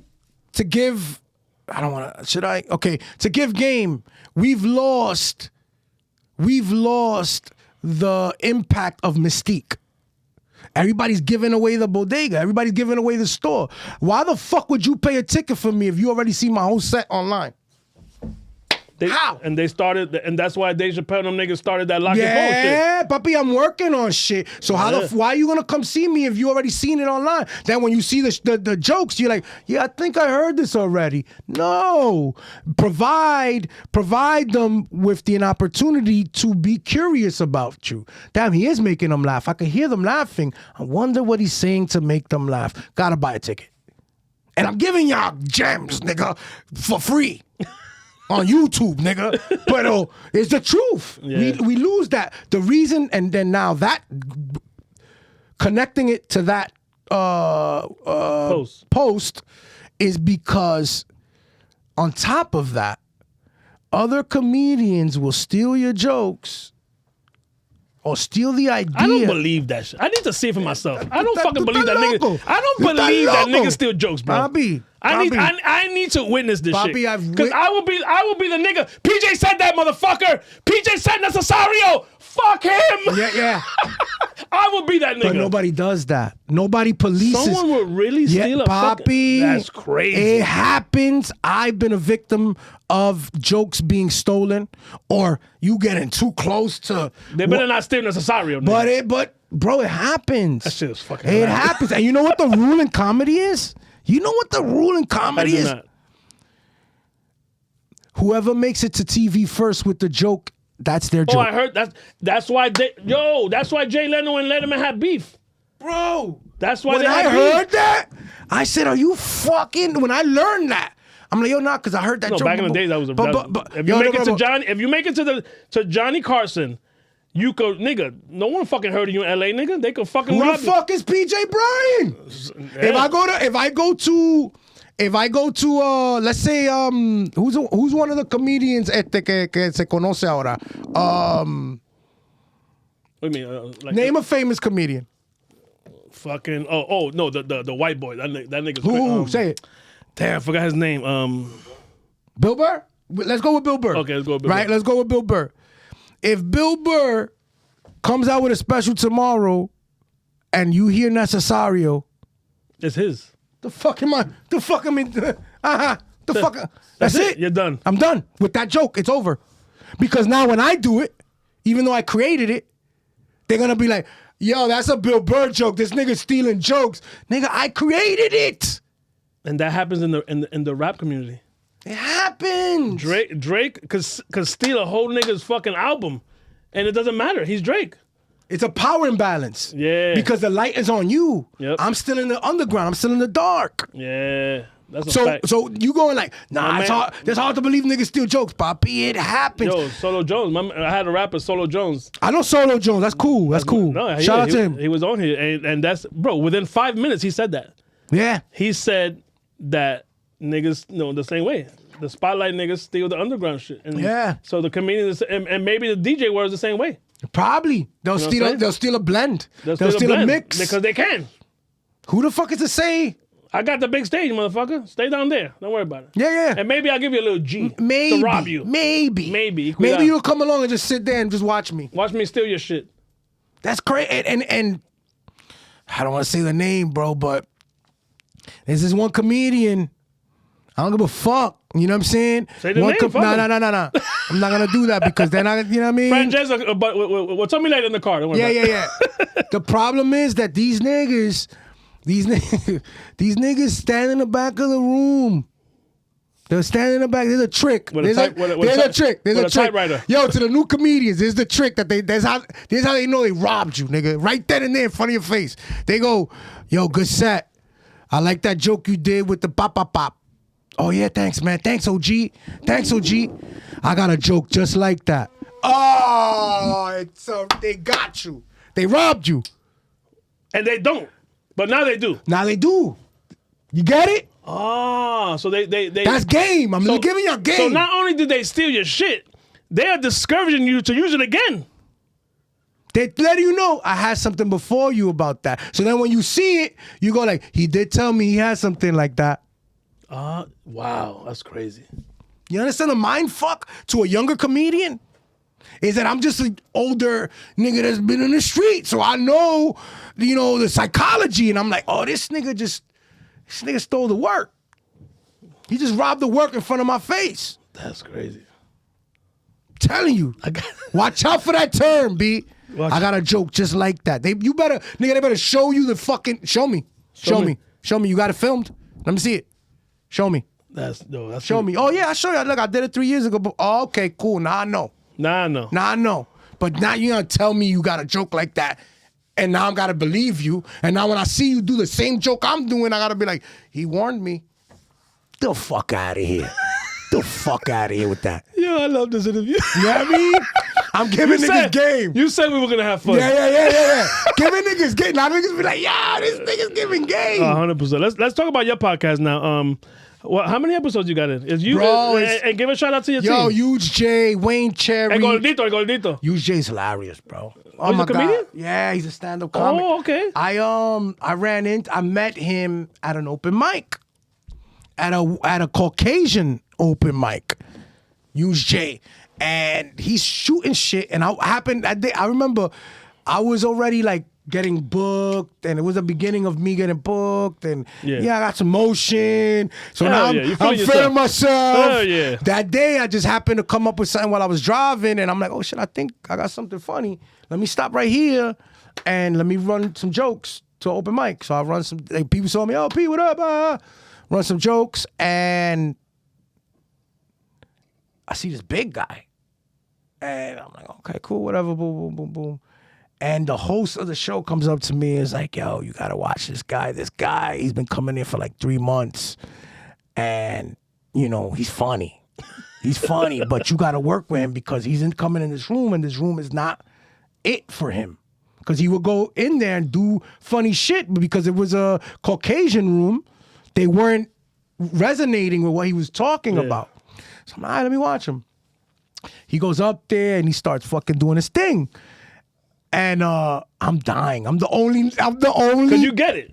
Bro, I'm the only dude in the room going, and everybody's like, all right, guy, listen, we don't even understand what he's, bro, funny. So I We're gonna touch on that when you finish. Yeah, so when he came out the room, I'm like, yo, my bro, where you from? But he's like, I'm from Brooklyn. Yo, I'm from the Bronx. And we connected immediately. I asked him how long he was doing comedy. He had told me he had just started, you know what I'm saying? He was working things out. I asked him if he had done any shows yet. He was like, nah, honestly, I haven't.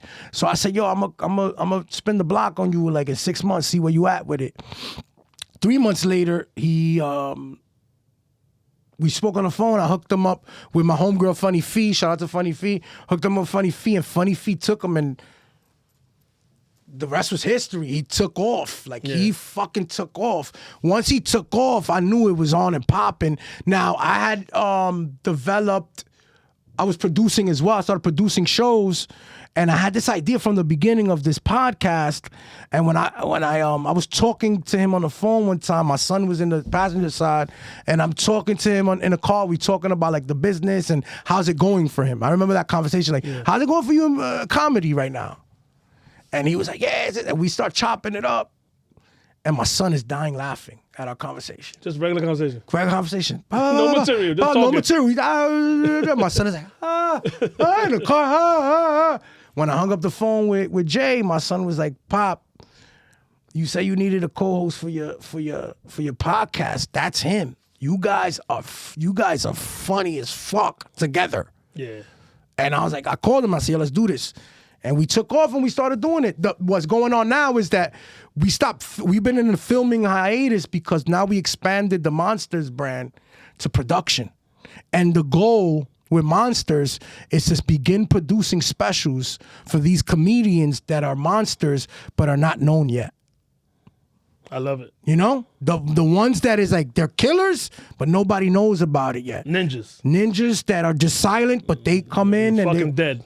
And that is the goal of Monsters, to become a production company for comedy specials.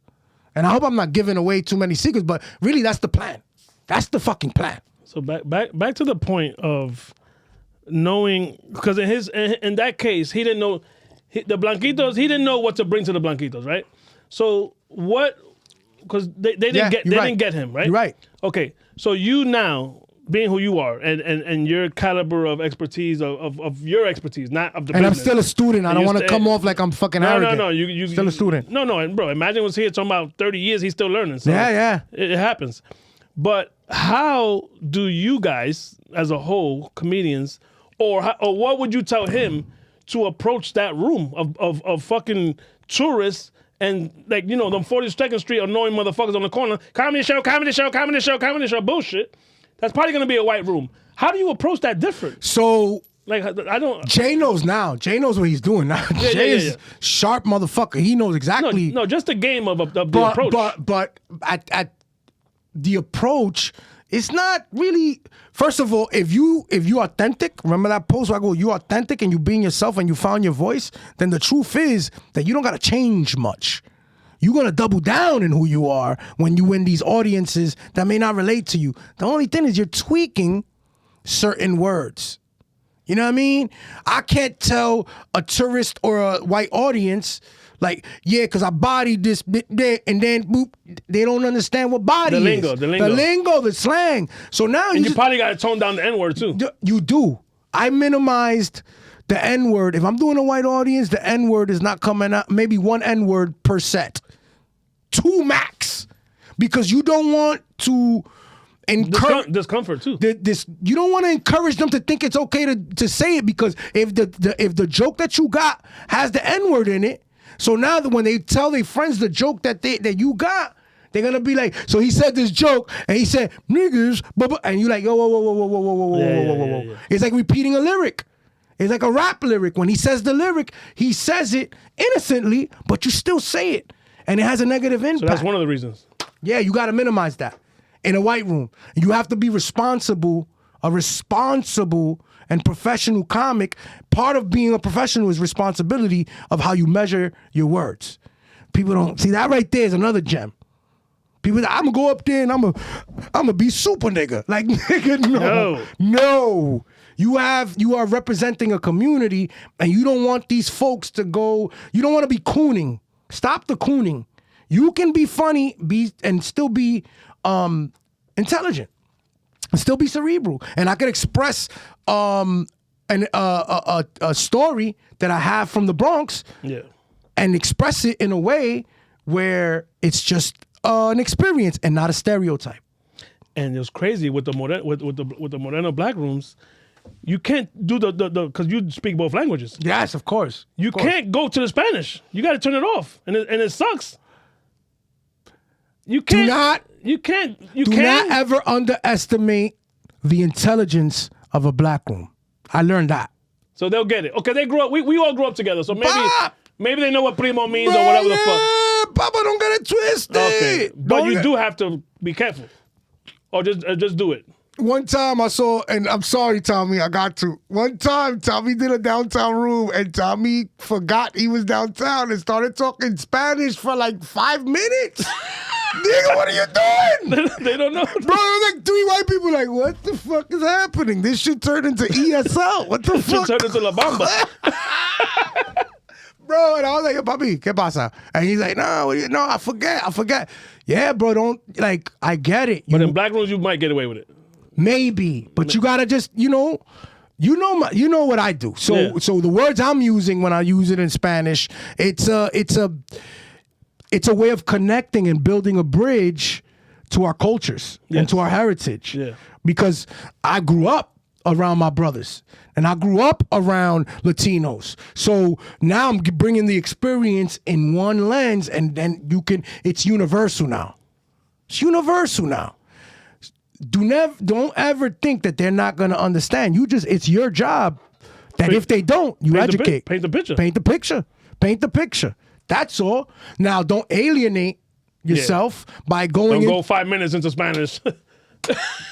Porque mi mamá me dijo a mí y después yo le dije a ella, and he's like, yo, what's up with this? I don't know. I can't follow the story. Yeah, like no, but that makes you guys, as far as comedians, more powerful because, okay, uptown, downtown, whatever. Let's say a super diverse crowd. You got the whites, you got the fucking blacks, you got the Latinos, you got and you got some Indians in there, look like fucking doctors or whatever. Bro, you are not. Do you look at that like, oh, I could eat here? To me, being a consumer, I would think, and I could be wrong. Yeah. That now you like, wait a minute, I could go everywhere. I got white jokes, I got Indian jokes, I got black jokes, or you now you just like explain that First diversity of all, to me. I remember like this newer comic, and he asked, like, I guess he saw a set, and I did well that night. You know, I did well that night, and he came up to me. He's like, yo, I've been doing it for 8 years. Before you jump on stage, this is the question. Before you jump on stage, what do you think about? Like, is your heart pumping? Is your palpitations? And I was like, bro, it's simple. It's simple. In the beginning, I get it. You get nervous and you're trying to figure things out. 8 years is crazy. Yeah, no, because it takes some others. It takes some people longer than others. Well, we did say don't go by the time. Bullshit. Don't go by the time. Some people get it in short time, and some people it takes them a while, and that's okay as long as you get it at some point, right? But the thing that I told him was, all I'm thinking about before I get on stage is me and the audience are about to have a good time. We're gonna have fun. It don't matter what I do, what I say. We're gonna have a good time together. I'm not thinking of trying to make them laugh. I'm not thinking of, is this joke gonna work? No, together we will make this an enjoyable experience. So it don't matter what culture or demographic is there. We gonna have a good time. It's gonna be fun. And you see how I work. The way I work is hot, it's energetic. Yeah. You know what I'm saying? It's energetic. Well, I'm bringing you in, and I might make fun of this nigga, and then make fun of him, and then make fun of your girl, make fun of you, and then, but it's in a way where it's love. You made fun of Soph as soon as you got up there. Yeah, that's my baby. Like, look at this big back ass. I'm like, what the fuck is happening? That's my sister. But that's love. That's love. That was I do it in a way where it's not attacking. It's love. There's a way to handle crowd work where it's not an attack. It's like, hey, yo, can you make fun of yourself? Do you take yourself too serious? If you don't find this funny, you're taking yourself too serious. Yeah. And it don't gotta be like that. Yeah. Let me show, and I'm gonna make fun of myself. I'm gonna make fun of myself so you can understand that it ain't that serious. Yeah. We could enjoy each other. You know what I'm saying? We in the hood make fun of each other. For years. It was called roasting. Snapping. And if a motherfucker got out of hand, that he was like, my feelings hurt. That's more jokes. Te jodiste. Now I got a weakling. So that's kind of the energy that I bring to the table when I'm performing. It's really a matter, like, the demographic don't matter. Once you understand that the demographic don't matter, it's an easier time. 100%. Yeah. But downtown and uptown, that's different. Two different universes.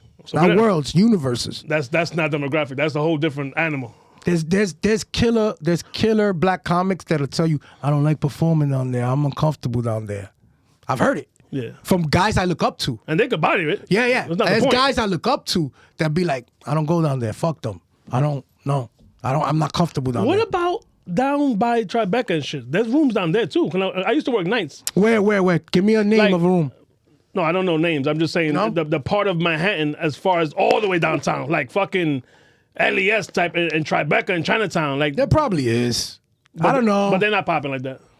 They probably are. I don't know. You know what I'm saying? Like, if give me a call, let's check it out. You know what I'm saying? Like, I don't know. I never. Because technically, you could put a room anywhere. Yeah. And have that neighborhood. Maybe that whole neighborhood is funny. Yeah. And there's no outsiders. So rooms are rooms. Rooms are rooms. And I tell my peers. I tell my peers that all the time. Where I tell them, I'm like, don't get too caught up on the name of the venue or the stage. Or a stage is a stage. The mic. It's a microphone, nigga. Like, no, Caroline's have a motherfucker shitting back when it was open. Back when it was open, yeah. And what is Dangerfields? That's another Dangerfields. Like, at the end of the day, if you get caught up in like, yeah, because the nerves are gonna kill you. Right, like, Dangerfields. I used to see this when I was a kid, and this place, and I learned like, yo, a stage is a stage. Go up there. It's really not about the venue. It's about the audience and connecting with them. And just because you in Manhattan, bro, you got have a whole audience that's from Harlem. So the room really didn't matter. Well, yo, Harlem in the house? Yeah. Oh, shit. Harlem niggas, let's go.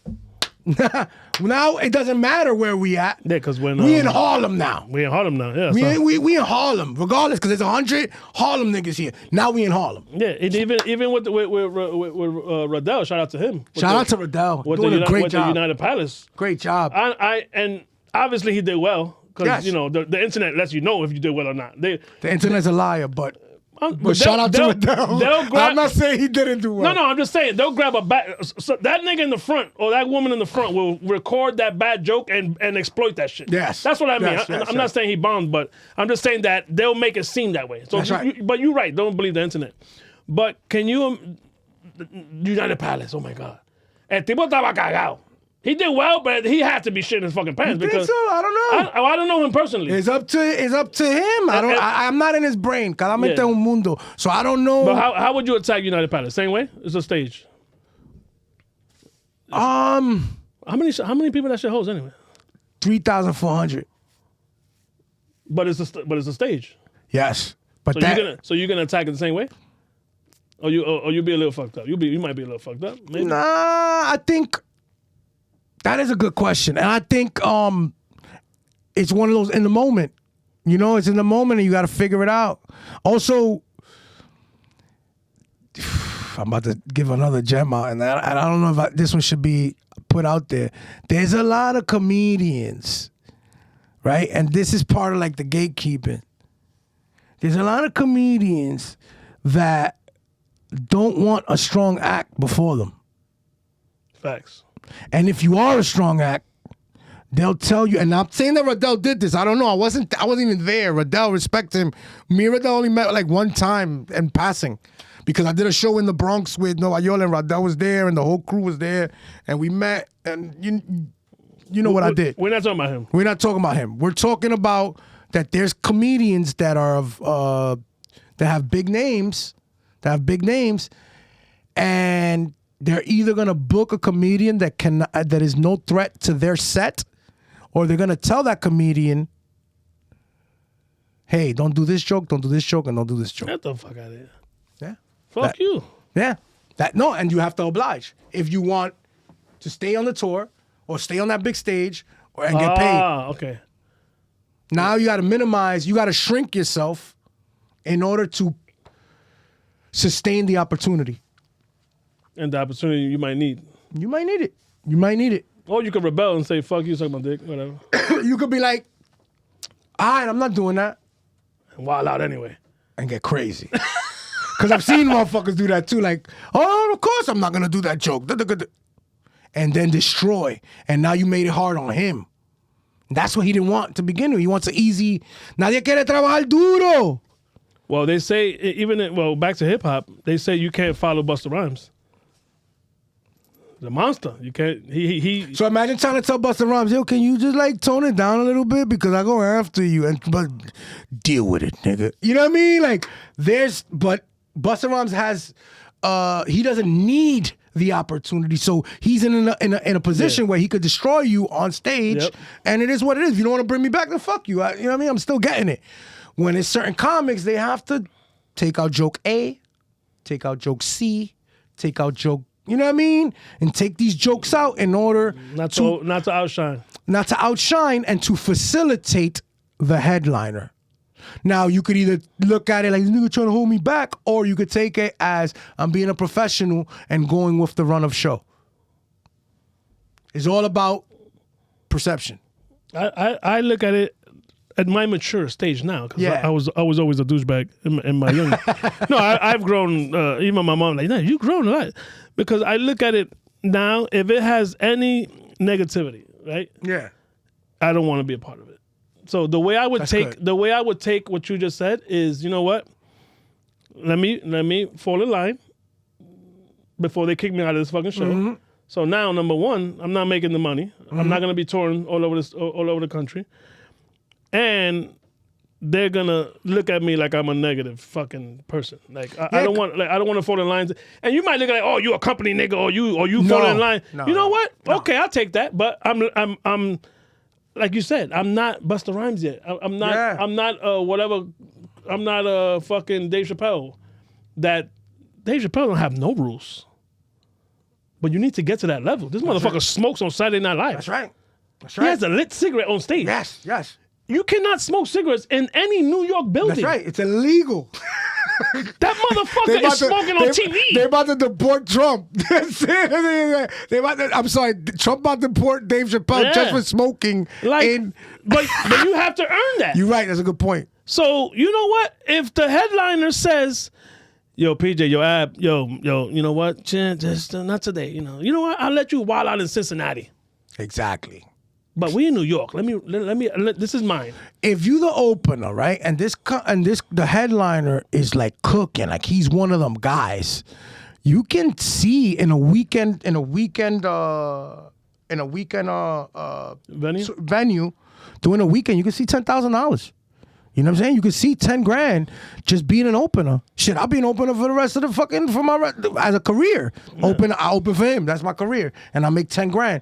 So then if you see that and if your ego don't get the best of you, and you could work as a role player, mm-hmm. You know what I mean? Because the same way in the NBA. In the NBA, you don't got to be the star of the team. You just gotta be a role player. We going for that same trophy. And we going for that same trophy, and you make more than me, pero I'm content with passing the ball. He takes the money shot, and that's okay. If your ego don't get the best of you, you can build a dynasty. But there's motherfuckers that can't think like that. You know what I'm saying? And if they can't, then God bless them. They're going to get replaced. Yeah, they're going to get replaced. But maybe in the long run, when you said, yo, that nigga crazy because I would have stood there doing da-da-da-da. In the long run, he becomes that dude too. So nobody knows what the future holds. And he may look crazy today and be a genius tomorrow. I'm just saying that there's perspectives that we got to look at and be like, hey, it's not far-fetched. That dude went crazy. Yo, bro, they gave him instructions to not do that joke and to not kill. And that day he said, fuck that, I'm going to kill. I'm going to do this and this and that. And then all of a sudden, they gave him an audition for a movie. Yep. So was he really crazy? And that movie, is a blockbuster. So you got different ammunition? Ammunition or ambitions? Ammunition. As far as you could drop a bomb on a room, or you could shoot bullets at a room. As far as I'm gonna kill, or I'm gonna little bit kill. Yes. Because what makes a joke is different. So there's subtleties to jokes. I don't have to deliver this tag, this punchline. I'm not gonna change my voice. I'm not gonna change the voice of the man. Exactly. I'm not. I love that shit. There's shit that I can do to lessen the impact of the joke. The punch. The punch. It's called the punch. The tags. There's certain things. The act outs. People think acting out is me literally. You know what I'm saying? Jim Carrey shit. Jim Carrey. No, an act out could be just a look. 100%. Just a look. Yeah. And if I don't do that look, that joke ain't as strong as it is with the look. You can tone it down. Okay. But then if I'm coming to kill, if I'm the headliner, you getting everything. Alegría Bomba, you getting everything, nigga. I'm hitting you with the whole package. But then if I want to be a facilitator to my boy, we could take it easy. For what? What are we doing here? I'm getting paid anyway. What are we doing? It don't have to be, not every day is Star Search. You're not winning a prize every day. You're going to get paid. Do what you got to do to make the show good. You don't got to blow everybody out the water. You know what I'm saying? Now, sometimes, and I've seen this, if there's a little friction between the co-headliner or the feature and the headliner, you're in for a great show. Sometimes it makes for a great show. Like, the tension could work. It could be good. The competitiveness, yeah, because we're quietly competitive, the competitiveness that he's the headliner, but you know you a killer, and they gave him the headline spot, and now you like, I gotta prove a point. Those $200 difference that you might want to drop them bombs. Just sometimes I've seen it. I've seen two great comedians in the same lineup. Because you can't go at the same time. No. Someone has to go first.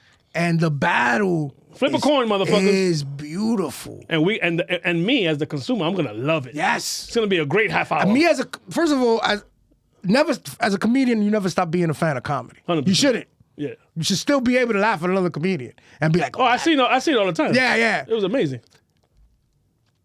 To see this Boxing match. These the punches. consumer don't know what's happening. That's a fact. Unless you in the mix, you don't know. You don't even know. I remember I showed up to the show one time, and my boy is not a comedian, and I was like, who's on the yo, this nigga showed up. He's gonna get a spot. Oh, shit! I told my boy, I said, oh my God, this is gonna be dope. You're in for a fucking treat. Yeah. Why? I'm like, this nigga's a beast, and that nigga's a beast, and they about to go head to head. Oh, you guys go head to head? Like, no, it's not. It's not a real head to head, but these guys got a point to prove right now, and they're gonna go in. And when that happens, the audience is in for a treat. Bro, they paid $20 to see a $300 show. That's basically what that is. You know what I mean? That's a fact. Yeah. No, I love it. But so let's talk. I want you to, before we go. Let's end it with is the podcast coming back? You gonna work on that? Yeah, the podcast coming back. We're gonna work on that. I'm working on the Monsters Ball Festival for the month of April. Shout out to Black Rose for helping me out. She's the director of marketing on that. So Black Rose, shout out to you. Shout out to Huge J. Shout out to Wayne Cherry. Shout out to Rashad Bashir. Shout out to Chris Grant. Shout out to Wesley. Shout out to he's coming tomorrow. Chris Grant. Good for Chris. Yo, salute to Chris. That's one of my guys. I gotta separate the interviews though. Yeah. That's my guy, Chris Grant. Oh, man, you know what? I might drop a bomb. You just said head to head. You know what? I'm gonna do my own. I'm dropping two monsters back to back. Fucking Chris is a monster. PJ. Well, it's not comedy, but for me, interview. Two back to back. Maybe I won't do it. Who knows? But yeah, he's coming. Chris Grant's coming tomorrow. Chris is gonna drop mad game. Can't wait. Chris is gonna drop a lot of fucking game. And shout out to Dykeman Loft, which is his new venue. And we're gonna work on making sure that venue stays within the community, because me and him have had conversations. So that's something that we working on. I gotta support that. Though. Yeah, we gotta support that. We gotta support that. Yeah. That gotta get supported. Shout out to him for creating a venue in Dykeman. Hell yeah. Dykeman, that's necessary as well. Necessario. If y'all don't know what I'm talking about, it's crazy. It's fucking amazing. He's giving up a whole punch. I'm sorry. I have to change that joke. Nah, don't do nothing. Don't touch that shit. That shit. That shit is amazing. Oh, man. And he does it with the voice, so I'm giving you more gems. Yo, man. You know, I didn't even know. When you know what? We can just go off script. Forget about the question I asked before. Yeah. Where? And we don't have to give it away, but just the essence of that. What the fuck is that? The voice? No. Well, that too, but that whole skit. What is that? Because it sounds like it's real. Maybe everything is real. Oh, so that's a real. Yeah, story. everything. Are the names different? Names are different. Okay, got you. But the story is real. Everything that I'm speaking about on stage is inspired by reality. Okay, got you. So that part is real. Yeah, and to tell you the truth, we just embellish things a little bit. So back to okay, now that I know what's going on, when did you say, you know what? Because that is so genius the way you did it. So For me. It's so real to me that I don't see. Because you're not. But you say okay. Make it quick. You just said earlier it takes and Imagine said the same thing, and all the comedians I had here said the same thing. Everyone, you need to work on that joke. Yes. From let's say if you started that joke January 1st, you might not get it right for 2 years fucking later, and it might be a word, it might be a face, whatever. Yeah. So that's true. 100%. It shouldn't take 2 years though. Well, you know what I mean. Yeah. When did you say, you know what, the Necesario is going to work here, I'm going to use this, and I'm going to flip it? And because now is it a complete joke? Or you can still fuck with that? Bro, it grows every time. It grows every time I do it. There's new shit I'm adding to it. The thing is that Necesario joke. I fucking love that. This is why you say it. Yeah. Because I know the joke. Yeah. And we're not going to do it live. Nah, Sorry. we cannot. You have to see. You got to buy tickets, He yo. might not even do that. Sorry. Yeah, I may not do that. I don't know. It's not That's necessary. that's one of the bullets. It's not necessary. It's not necessary. I see what you did there. I see what you did there. So the thing about that is that the first time I tried it, I knew. It killed. Yeah. There was no developing it. Yeah. It was the moment I landed the first line, and everybody said, ah! And I was like, there's certain jokes that you have to work on, Yeah. and there's certain jokes that you do from the very beginning, and it's fucking killer. Smacks. It just smacks, and all you got to do is just tweak. Yeah. So that one killed from the moment I said, I'm bringing that to the stage. Bang! Did you do open mic work on it?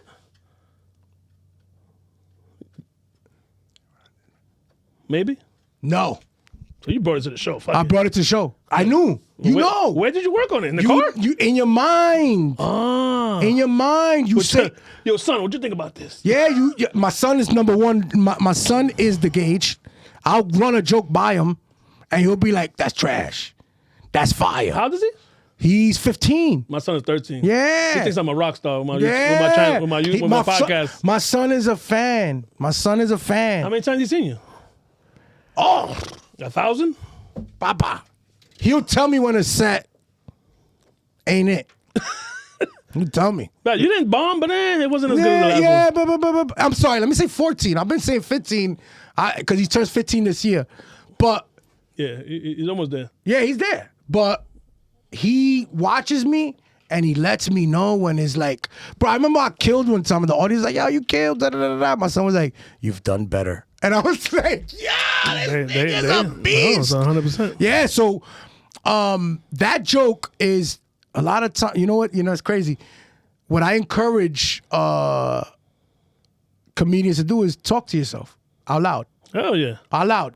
Just put it in the air to see what it sounds like. Because we know if it's good or not. In the shower so you can hear the echo. Yeah, and then when you say it, you be like, if you chuckle, if you go, it's a killer. It's a killer. Yeah. Now, if you have an idea and you say it out loud and it's like, that means you got to work on that. Yeah. That means that you could do it. Just it's gonna take work to get the words right, tweak it, put the setup here, put the it takes time. Certain shit you come up with, that's God. I write best from the hours of 3 a.m. to 6. That's Papa Dios. Yeah, because you wake up. Yeah. It wakes you up. The joke wakes you up. I've had dreams of being on stage and I'm doing jokes I've never said before. Oh yeah. Yeah, real talk. And I wake up and I'm like,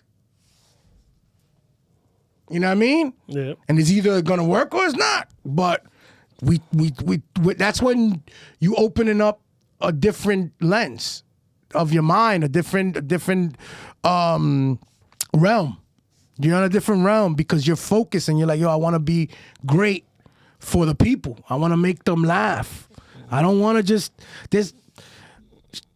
Remember Smokey Suarez told me, he was like, these niggas want to be famous, but they don't want to be funny. Word, because that's how Smokey talk. Word, nigga, fuck these niggas, you heard? Fuck these niggas. And I was like, and you know what's crazy? Because now I'm in this shit, bro. yeah, I'm in it and I love it because I always said, and I said this on my live. I have a live Monday through Thursday, 10 p.m. There you go. It's maybe 10 minutes just to talk shit about whatever, my day, whatever. So, and I said it, I'm going to have brothers that came home, comedians and DJs are always going to be a part of my podcast. That's right. And it's not because I'm doing favoritism. It's that I love all three, genres, fields. Yeah. It's part of your passion. Coming home is not a fucking a craft, but the shit for some niggas it is. Some niggas coming home, staying home. I want to celebrate that. Yeah. I had just check out the resume of I had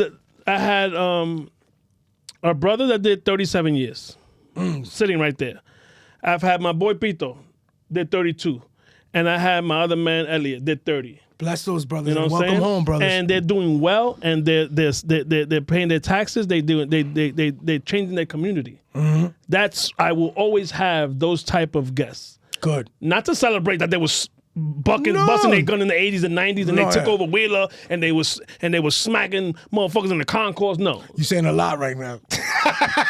Because I grew up with those people. I know. You saying a lot right now. I'm from the Hunts Point Not that area. they did that allegedly. No. From what I know, no, those guys didn't do anything. They were innocent the whole time. Yeah. I'm talking about what I witnessed growing up in the 80s and 90s, like we did, bro. The drug world and the drug dealing world was fucking praised. Yeah, it was. It was only role models at the time. Bro, we wanted that all those fucking cars that they had. You know what I'm cars saying? and jewelry all that and shit. The so women. to celebrate these brothers that came home, to celebrate the comedians, I'm pretty sure I haven't seen it yet. I'm gonna get a comment here and there. Why are you doing so many comedians? Because I can. That's right. Because it's your platform. My platform, number one, and every comedian that I've had is different. Nice. You know what I'm saying? The episode of I already know what the episode, the title of this episode is gonna be.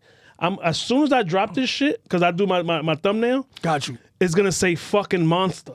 Thank you. Bold. Thank you. Monster, all capital. And let me thank you. I'm not thanking you for me. I'm thanking you because your show. That's what they called you. No. My cousin and Splu called you a monster. Yeah. I didn't make that shit. And then I go down the fucking well and you got a monster fucking festival. Yeah.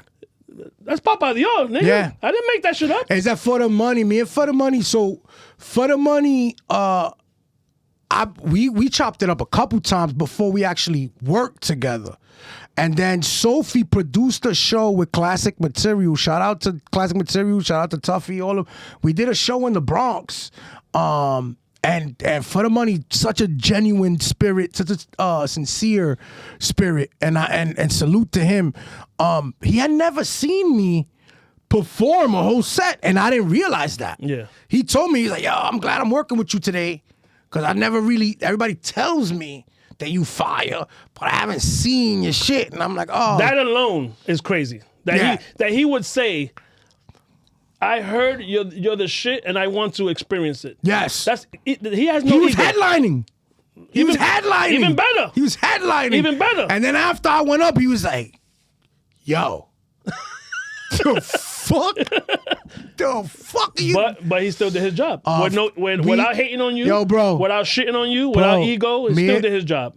For the money and me, fuck that room up, bro. It was. Went back to back. Did we? Maybe. Yeah. I know that what we did fuck that room up. Was special. I remember that night I was sitting there. I'm like, hey. Where was this at? This was in the old Barrio BX. Because I know they opened up a new venue. Yeah, they moved to Castle Hill. The one they had on Tremont. Tremont, okay. Bro. And shout out to him. Yeah. He got the Agua y Coco residency now. Every 2 weeks. Man, shout out to him. Yeah, so you'll be there. Don't worry about it. We'll see if they call me. I'm booking you. Don't worry about it. Thank you. We'll see, because everybody be like, yo, I got to get you there. And yeah. It is what it is. I make my own moves. And one of the things that I learned from early on getting in this game is that I don't wait for nobody. Yeah, you can't. I don't wait for nobody. I don't wait for niggas to put me on. I put my cell phone. I create my own platforms. I don't wait for nobody. So if they book me, or whoever books me, thank you. I appreciate it. But if you don't, I'm alright. I'm good. You gotta make your moves. I'm gonna make my moves regardless of what it is. It's just what it is. And I've developed a good community that supports. And thank you for everyone that has come out to my productions and to the shows.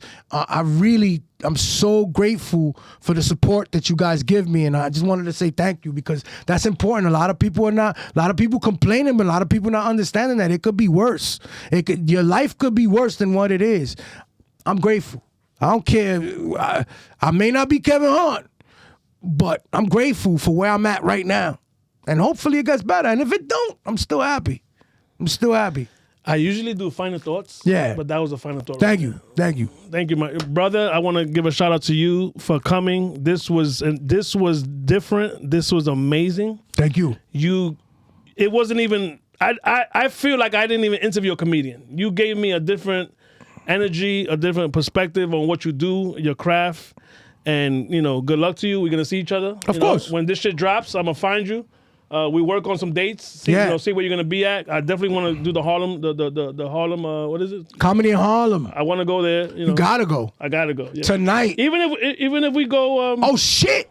Rob Stapleton got 2 shows tonight there. And I don't even want to promote shout out to Rob Stapleton. This comes out in a month. Don't worry about it. But I'm just saying that's the type of shit that be going on in there. So don't play with that. Bro. Well, you gotta come on. That's not a work on your material room. No, you better not. Yo, the black audience be like. My brother, thank you. This was a treat, bro. It was a treat for me as well. Thank you for inviting me. And if you ever want me to pull up to your shit when you get it back rolling, vamos para allá a hablar mierda. And keep tuning into the podcast whether I'm here or not. Oh yeah, no. Straight up and down. This shit is fire, bro. I keep coming. I'm booked till April. Every Friday. Salute, brother. Every Friday. Thank you for inviting me. I appreciate you, brother. And I'm gonna tell you why. Because you gotta stay consistent, bro. That's right. Even if you're a comedian, you can't show up to fucking Comedy in Harlem on Friday and then don't come for 3 weeks or 5 weeks or 2 months. Bro, you gotta. It's a gem. You gotta keep coming. That's right. And the same thing, me and friends just talking about it. Oh, damn it. Cut it off. Thank you, my brother. You already know.